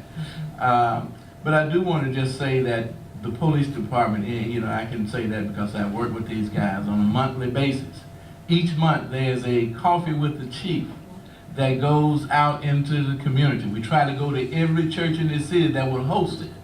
But the police, the mayor, the chiefs are there to take questions directly from the community. So I would encourage our citizens to make it a point to come to one of these meetings. And we post all of the, not all of them, most of that on the Interested Citizens for Voter Registration Facebook page. You can see it all where they're there. They get awards. So we try to do things to let police know that we appreciate you. Now this was a comment. This is my last thing here. I want to make an announcement. The announcement is the NAACP, state NAACP, the Interested Citizens for Voter Registration, and the College of Aspiring Artists. We are calling for every pastor and citizen to come to the state capitol on the anniversary of the March on Washington. We call it March on Arkansas. And we want you to come there. It's 6 o'clock next Sunday. And there we're pushing off trying to separate Martin Luther King's holiday from Robert E. Lee's holiday. And we need your help and your support. But I would encourage everyone to become a mentor. If you're not already mentoring, become a mentor, and we can accept you in our program. So if you give us a call, we'll certainly do that. Thank you very much for your turn. We'll be on the steps of the state capitol next Sunday, the Next 28th, Sunday. to push this idea of separating Martin Luther King's holiday from Robert E. Lee's holiday. Okay, thank you very much. We had some questions on the top tier of the auditorium and then one over on this, several over here, and we'll work our way back that way. Yes, ma'am. And we have about 20 minutes remaining, so please keep that in mind as we pose our questions. My name is Bailey. I am actually a citizen in Little Rock, but I am in a master's program, and so some of this is very relevant to my research. And so for Representative Flowers, you had mentioned data collection and not necessarily being reactionary, but being proactive.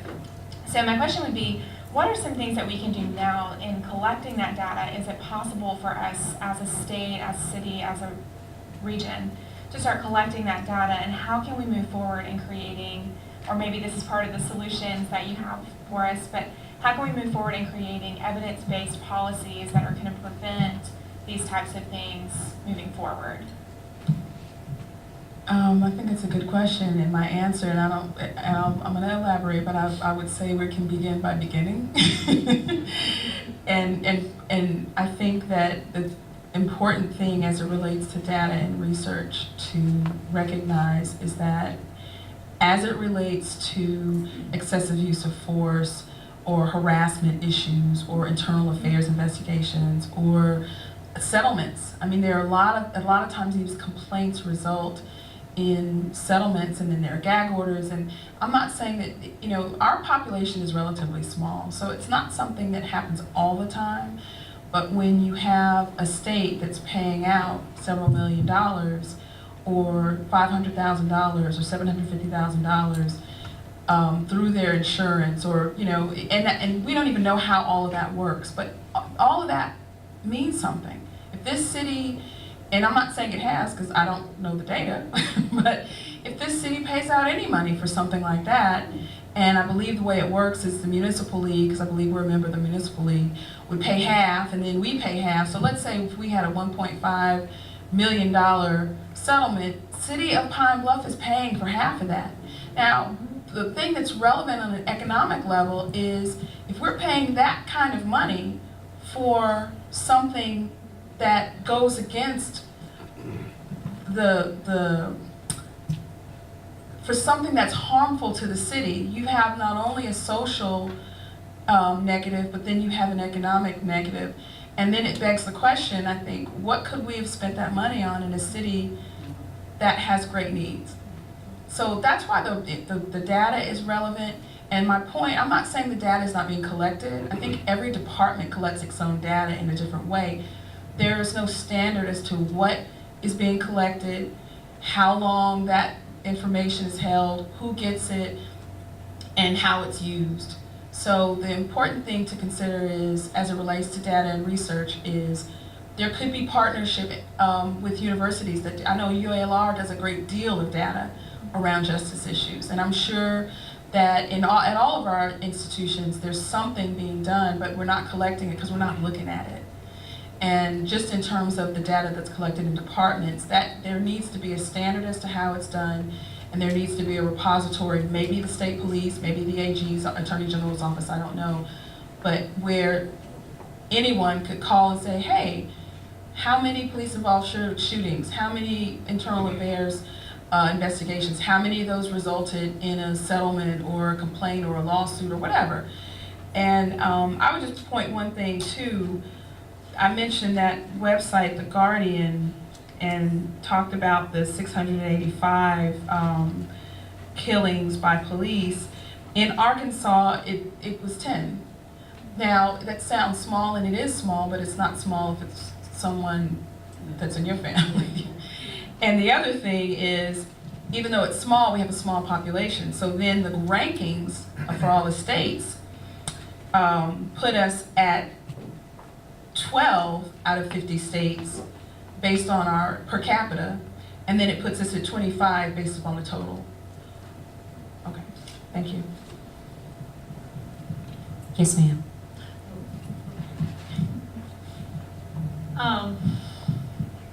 I have a problem with parenting. We didn't have this kind of problem when I grew up. Why?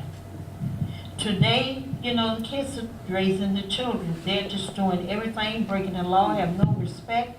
So we look like we're not teaching our children responsibility, discipline, and all of the other things that they need to learn and know.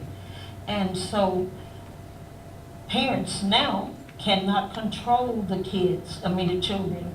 And it says a law, you can't whip your child. Now I got whipped, I don't have a scar on me. My mother and father raised me. We went to school, the teachers worked, the community worked. And seeing even the kids, the children don't have respect for the law and don't have respect for the parents. So what is going on in our children's brain today that they act like this and giving all of us these problems? I agree with 3. They all college graduate and everything else. I controlled that house and the children because I gave birth to them. And I just want to know what's wrong today.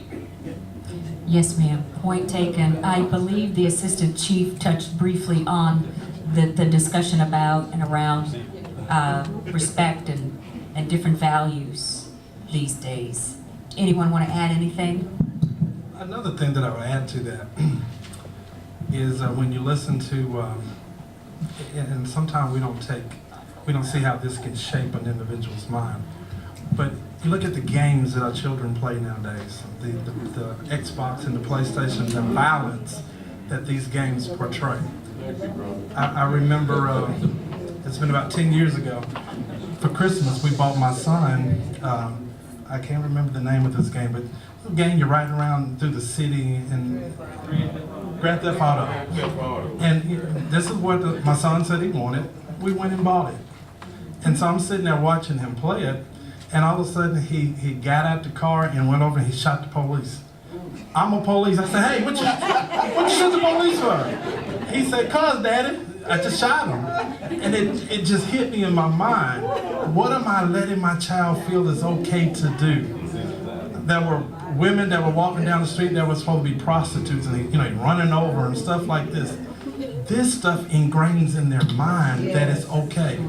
And then the other thing, you listen to the music that we allow our children to listen to. It talks about and sings about and glorifies so much violence. TV, movies, things of that nature. And then the final thing I would say to conclude this comment, and I'm going to say it, we've gotten away from the Word of God.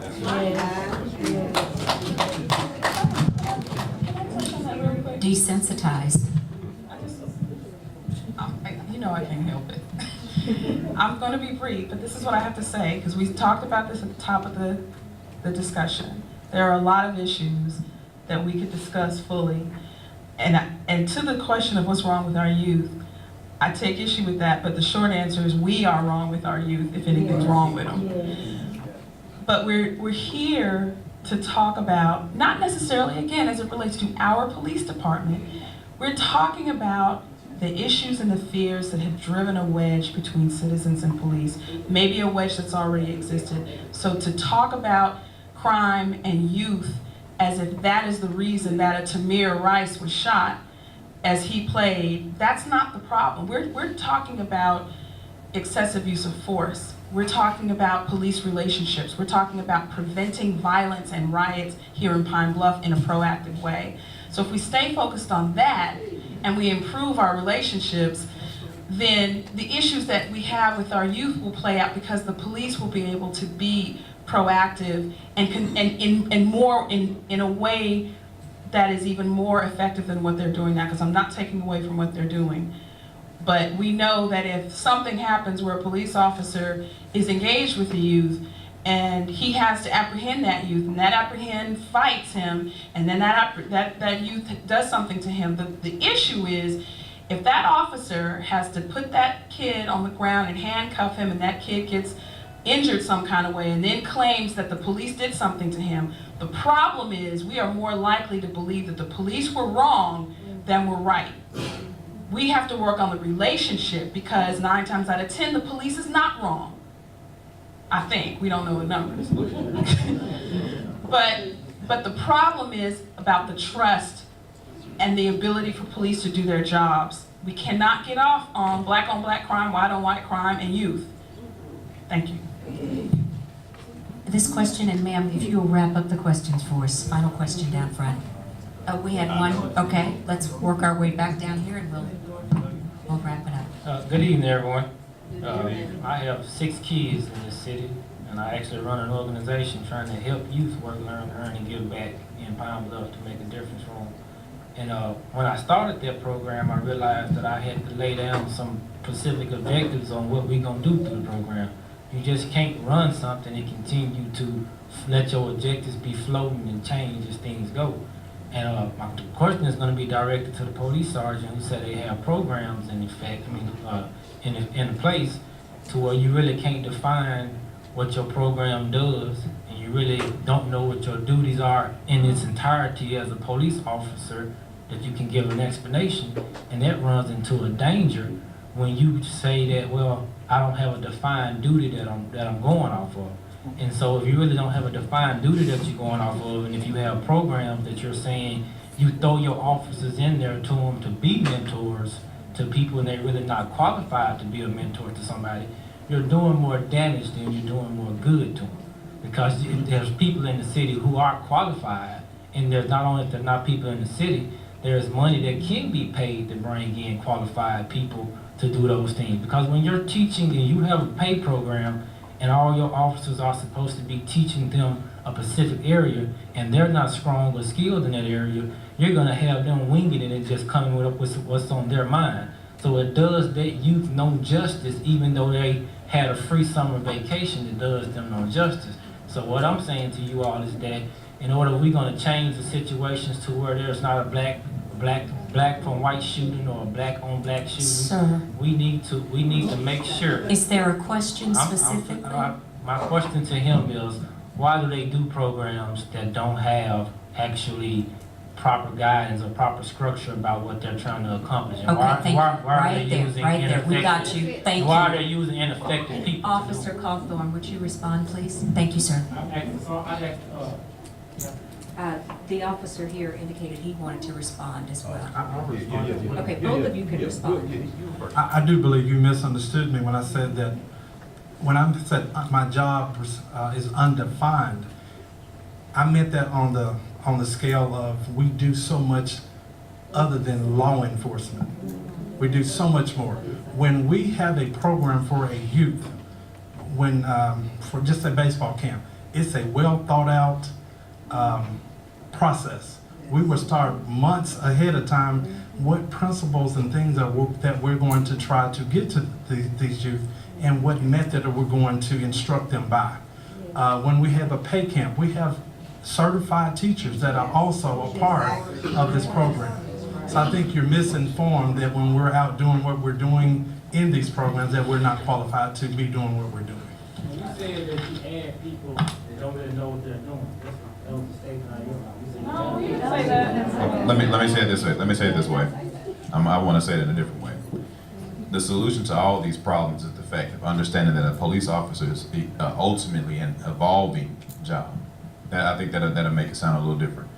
We are evolving. We don't have you asked the definition of an officer. Simply put, if we were to do our job, it's law enforcement. That's it. If you ever watched the RoboCop, at one point he just became a law enforcement. That is literally our job. Ultimately, we understand that will be ineffective in this community, in any community. We have an evolving job, so in anything we do, I don't care, let's not even use police right now. Let's use anybody trying to do something to make an improvement.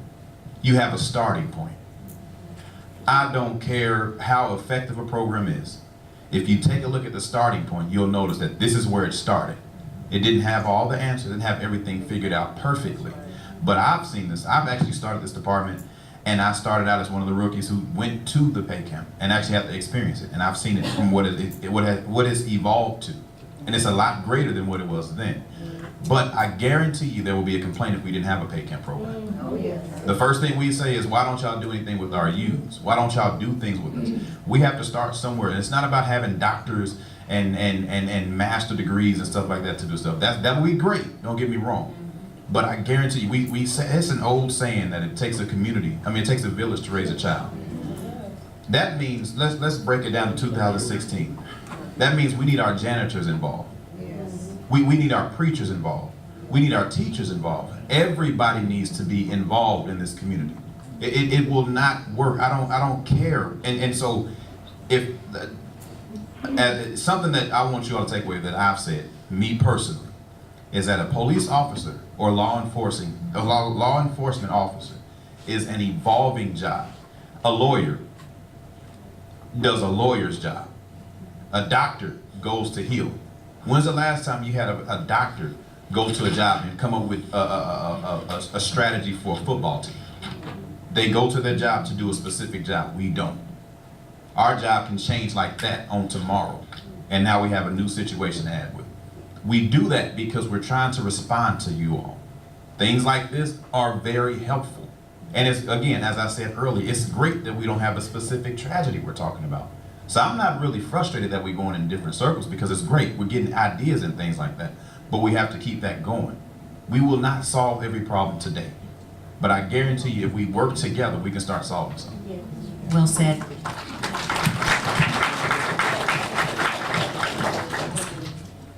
Good evening, everyone. Good evening. My name is Tony Cox. I'm not from here. I'm originally from East St. Louis, Illinois. For those who don't know, East St. Louis is one of the top 5 most dangerous cities in the country. So I want everyone to look around. Look around. Where are the young people? Where are the young people? So therefore, even though it's great that we're talking about these things, we're the future. So when you guys are dead and gone, when you guys are not on this earth, we're going to be a lost generation. We're going to be a lost generation because we're not being aware to what's going on. I honestly didn't know about this forum right here until Representative Flowers personally invited me at a Chick-fil-A grand opening. So therefore, just having a suggestion, this is a very brief statement, I don't even have a question. It's just a suggestion for you guys to not just, talk about this amongst, your peers and stuff like that. A lot of young people on this campus do not even know what's going on. We're smack dead on the campus, and there's nobody here but the older generation. The younger generation is the future, and we're not even here to talk to the people directly. I'm just asking, very good point, but are you guys passing out Ben-Gay at the end? Is this the Ben-Gay distribution network? That's why they're dressed in the white blouses. Okay, got it. Pick yours up on the way out. And last question down front, please. While you go down, and let me make the point that we actually tried to get a youth on the panel, and he was very thoughtful. I talked to him. Ms. Collins referred him to me, and he had to work. And then when we had to change the date, and there was some latitude to get him on here, he said he didn't really want to do it. Now, he had great questions, but he just didn't want to do it. And oftentimes when we do this, we reach out to young people, and I don't know if it's because we're in the room, but they don't come. I mean, for real, y'all are here because you agreed to volunteer. So there sometimes there's a generational divide, but one of the things that we can do better, I participated in the first forum like this I participated in was at a youth conference. And what they did was made this conversation a part of their conference. And so for all of you who do mentor and participate in organizations where you're working with youth, talk to them about these issues, because I promise you they have opinions, they have thoughts, they have concerns, they have fears and desires. Many of them want to be in law enforcement. And when we talk about it in a negative way as opposed to a positive way and a problem-solving way and engaging them in that process, I think we do a lot more good in our community. Well, we appreciate you all joining us, and here's our last question down front. My comments and questions are to the law enforcement. I sat here very frustrated, and I feel disrespected because it seems as if you came with the tone to defend the department, to tell how good the department is, rather than actually building communication and being that complete transparency that we are seeking. And the second comment is, how can I trust you to serve and protect me if you are trained and the other officers are trained to enforce law? So there's another breakdown. I need that breaks our confidence in you. But my question is, in addition to sensitivity training for racial issues, are there any trainings to deal with people who have mental illness? I'm sorry you feel the way you feel. When it comes down to, ma'am? I said, please don't apologize for my feelings. Do I have to respond? No, sir, please. Do you mind answering, please? Thank you, please.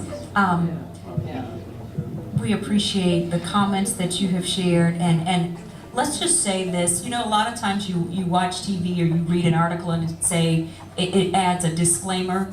The thoughts are not necessarily those of this particular publication. Every person in this room is responsible for his or her thoughts. Okay? So we appreciate what you've said. If I've offended you, once again, I'm sorry. And if you don't accept that, that's okay. But I love my job. I love the Pine Bluff Police Department.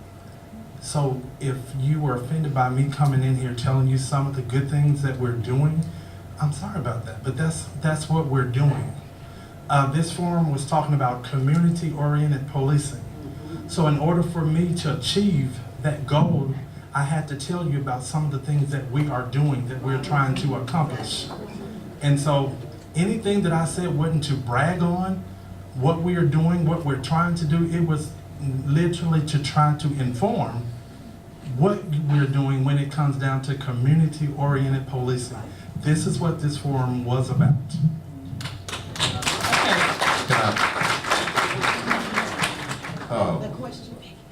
I wrote your question down, so I'm actually gonna get to it also, and he did too. But one key word of this thing is solution. If we were to come here, let's just say I came here and decided I want to bash on police officers myself, we would get nowhere. Because although it would probably entertain a feeling or a thought that may be in the back of our minds, it wouldn't come to any solution. And honestly, I thought we did a decent job being transparent, especially talking about our background. But I'll say it this way. You ask, how can you trust us when we're trained to uphold the law? That's a question and the answer. You can trust us because we're trained to uphold the law. Now, although we are not machines, they're bad apples anywhere.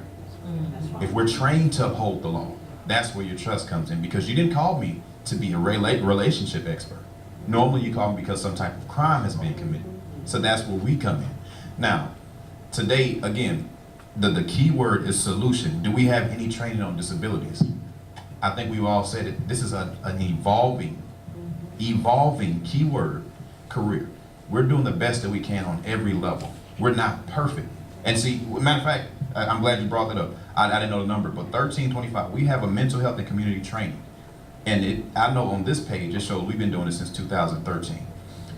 Now, we could take this paper and read down all the trainings that we do, but it'll bore y'all to death. I guarantee you it would. Just understand that we have a solution. We have an evolving police department, and we're doing the best we can. And none of us, I mean, I can look at this crowd and tell none of us came here to simply hear police bashing. We came here for a solution, because police bashing is a solution and civilian bashing isn't. We have to come up with something together.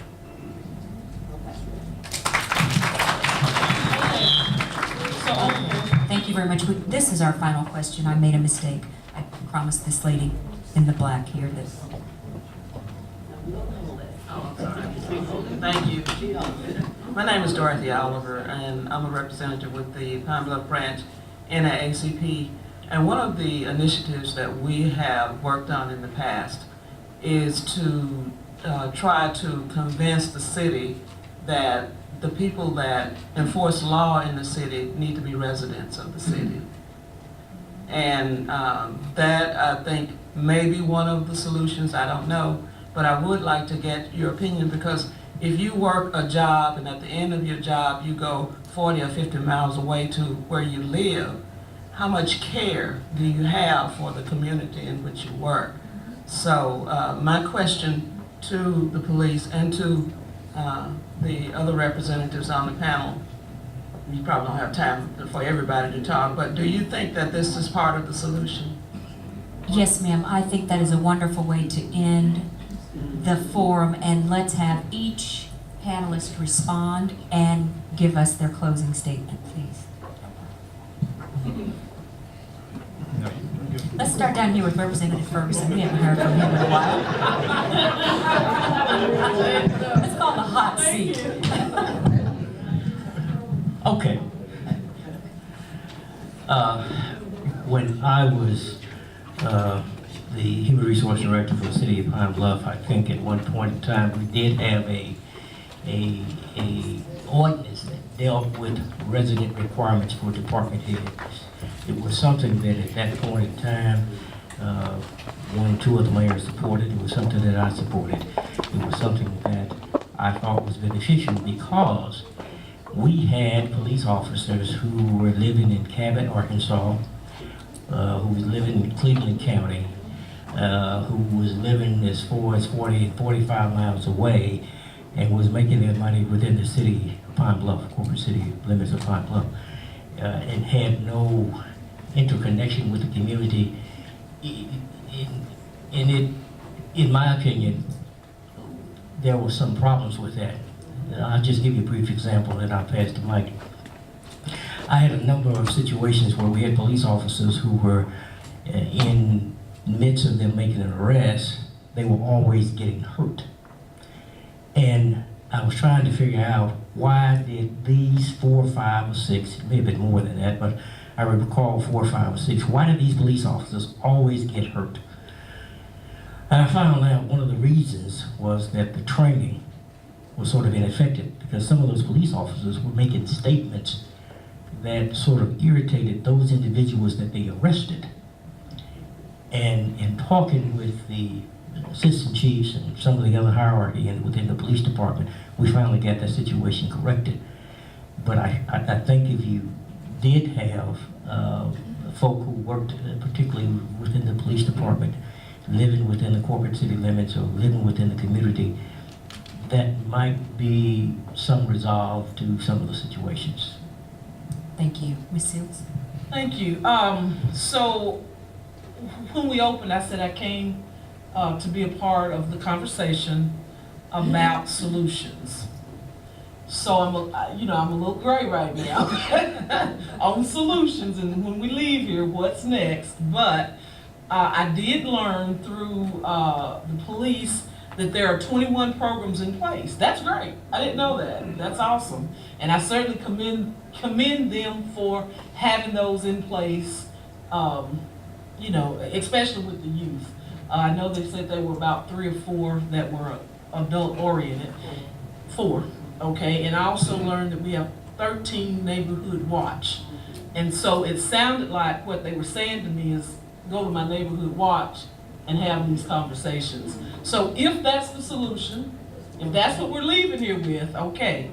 But like I said, we came to talk about solutions, and so as a panelist, we've shared some things. We've had a good conversation. We've had a good conversation. We've shared some things, and some are a little bit more passionate than others, and that's good, and that's okay. So I'm glad to have been part of this, but I do want to know next steps. So glad you asked. I'll try.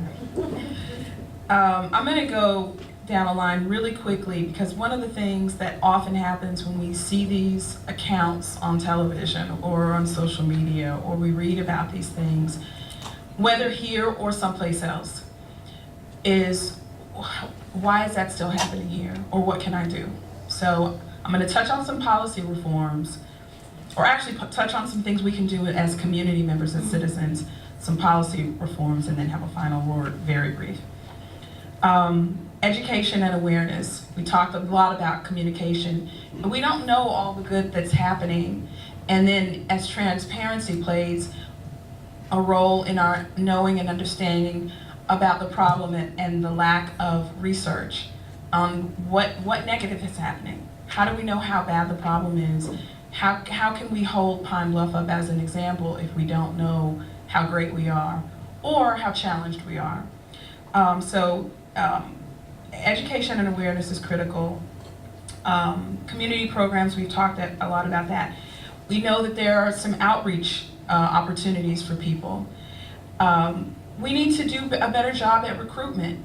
So that touches on the residency requirements that people like, or incentives. If we did a better job of recruiting young people to consider a career in law enforcement and know how to be prepared, then that would change things.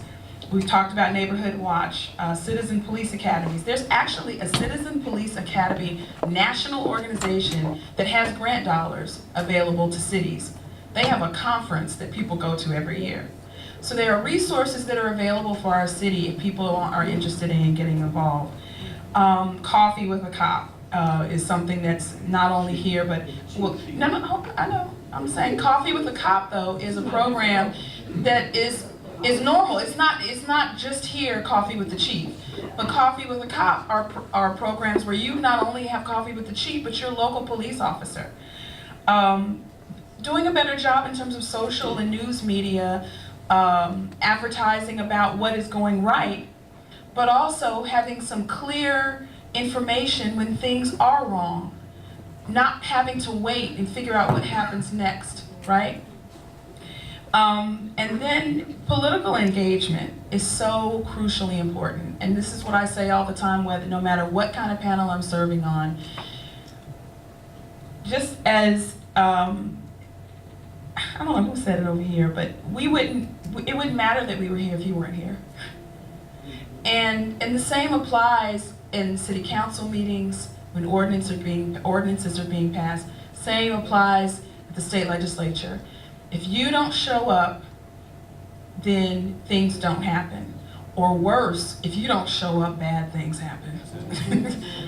So your role as voters is important, but your role also as citizens being engaged in these processes is incredibly important. And that's also a place where you can go and have almost unlimited commentary.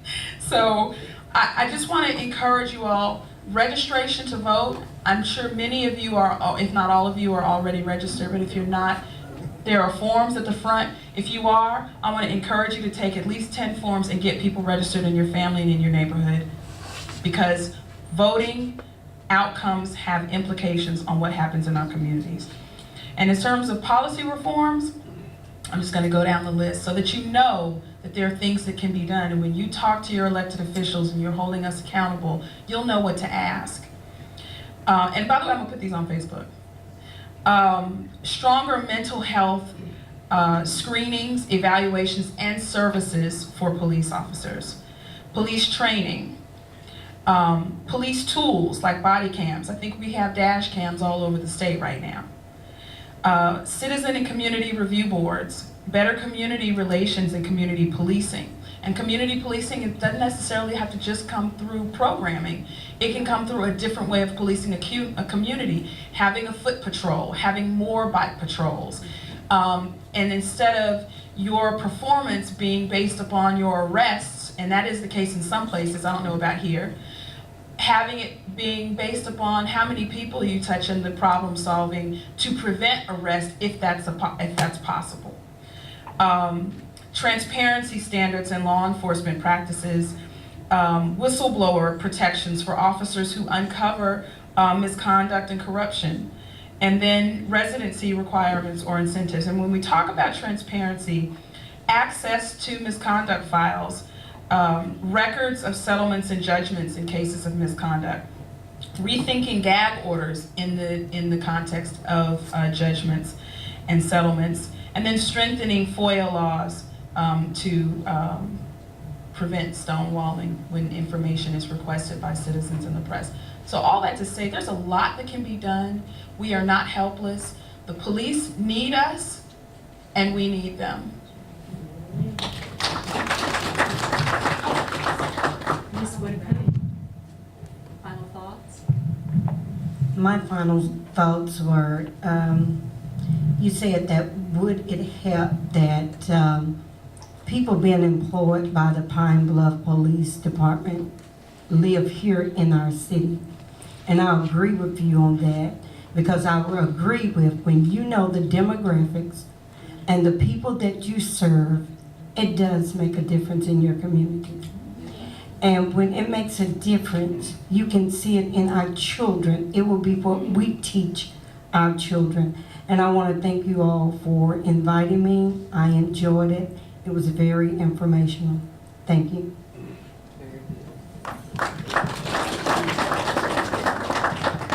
When it comes to the question like you asked about the location, I feel both ways about it, because I feel very strongly in what you said.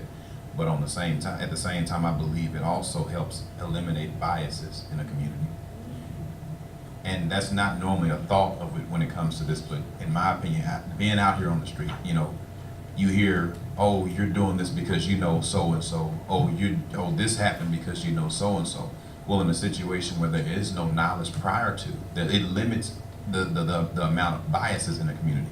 Also, it promotes a coming together as a wholeness. Although this is Pine Bluff works with Little Rock, Pine Bluff works with everyone around here. And so it takes a full community. I believe it also limits the job of law enforcement based on location, when I personally don't believe the skill and ability to uphold the law. I don't believe it is based and contingent upon where you stay. And so that's my question about that. I believe, I just want to go back to one point, and I want to hopefully we'll leave it with this. It's great that we come together, but one thing I've noticed is that we do a good job of coming together until it comes to our own money. If we want to make true change, we have to understand that it's going to cost our money. I've known mothers, brothers, sisters, and everyone else who have paid money for family members in jail, who have taken care of people who really needed it. But our community needs it.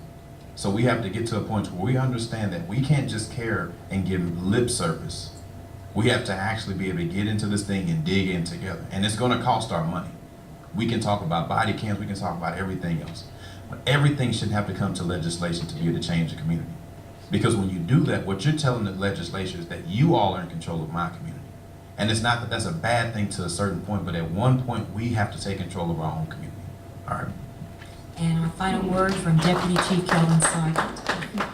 I'd like to thank everyone that's in attendance taking time out of your evening to come out, so I thank you for that.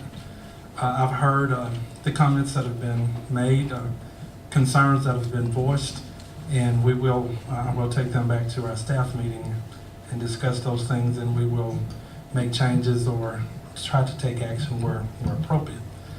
When it comes down to the question that was put on the floor about people living here, I'm passionate about that they should. But one thing that I've seen over the years that I've been here, we always tend to have a problem getting those that can meet the standards, the background from the local community. It's not that we don't support that, we want that. But one of the reasons we are against closing the walls is because we can't, we have 155 positions to fill, and at times when we're just trying to focus on local people, they're falling short of the standard that the state of Arkansas has set, and that sort of kind of handicaps us in that way. In the same way, I've seen men and women work that live in other communities come here and are very passionate about what they do here for Pine Bluff. Because you got to understand, being a police officer is not being a police officer to McGee or to Pine Bluff or to Star City. You take this job because you want to serve, protect, and help people. So regardless to where you're at, you take pride in doing that job. So I've seen men and women from other communities come here and give just a heart of an effort as someone that live here and may not give that effort. Thank you all. And so that brings us to the conclusion of this first in a series of Community Solutions Forums. Thank you all so much for taking the time out of your Sunday. I think if there is one thought that you can use to distill all that you've heard, it's that you matter as much as the police in controlling the outcome of what happens in the community. As a new community member, I'm thrilled to be a part of Pine Bluff. I have grown to love the city and its citizens, and what I see here is a lot of togetherness. I think you have a great foundation. We have a great foundation from which to work. Mr. Wimberly, you of all people leave that microphone, please, sir. We hope you'll come back for the other forums, which will be held, as I understand it, in September. Let me read our list of special thank yous, if I may. Darla Henderson Barr, the University of Arkansas Pine Bluff. Our Chancellor, Dr. Lawrence Alexander, Janet Broyles, Dr. Charles Colin, Richard Reedus, Tony Seville, who we will continue to lift in prayer during this difficult time for her family, our student volunteers, the NAACP, the lady down front here, and Miss Sills, Pine City Temple, number 841, and our crew from UAPB-TV, Randy Kelley and Andre Mitchell. It's been a great afternoon. God bless you all, and God bless Pine Bluff. Thank you.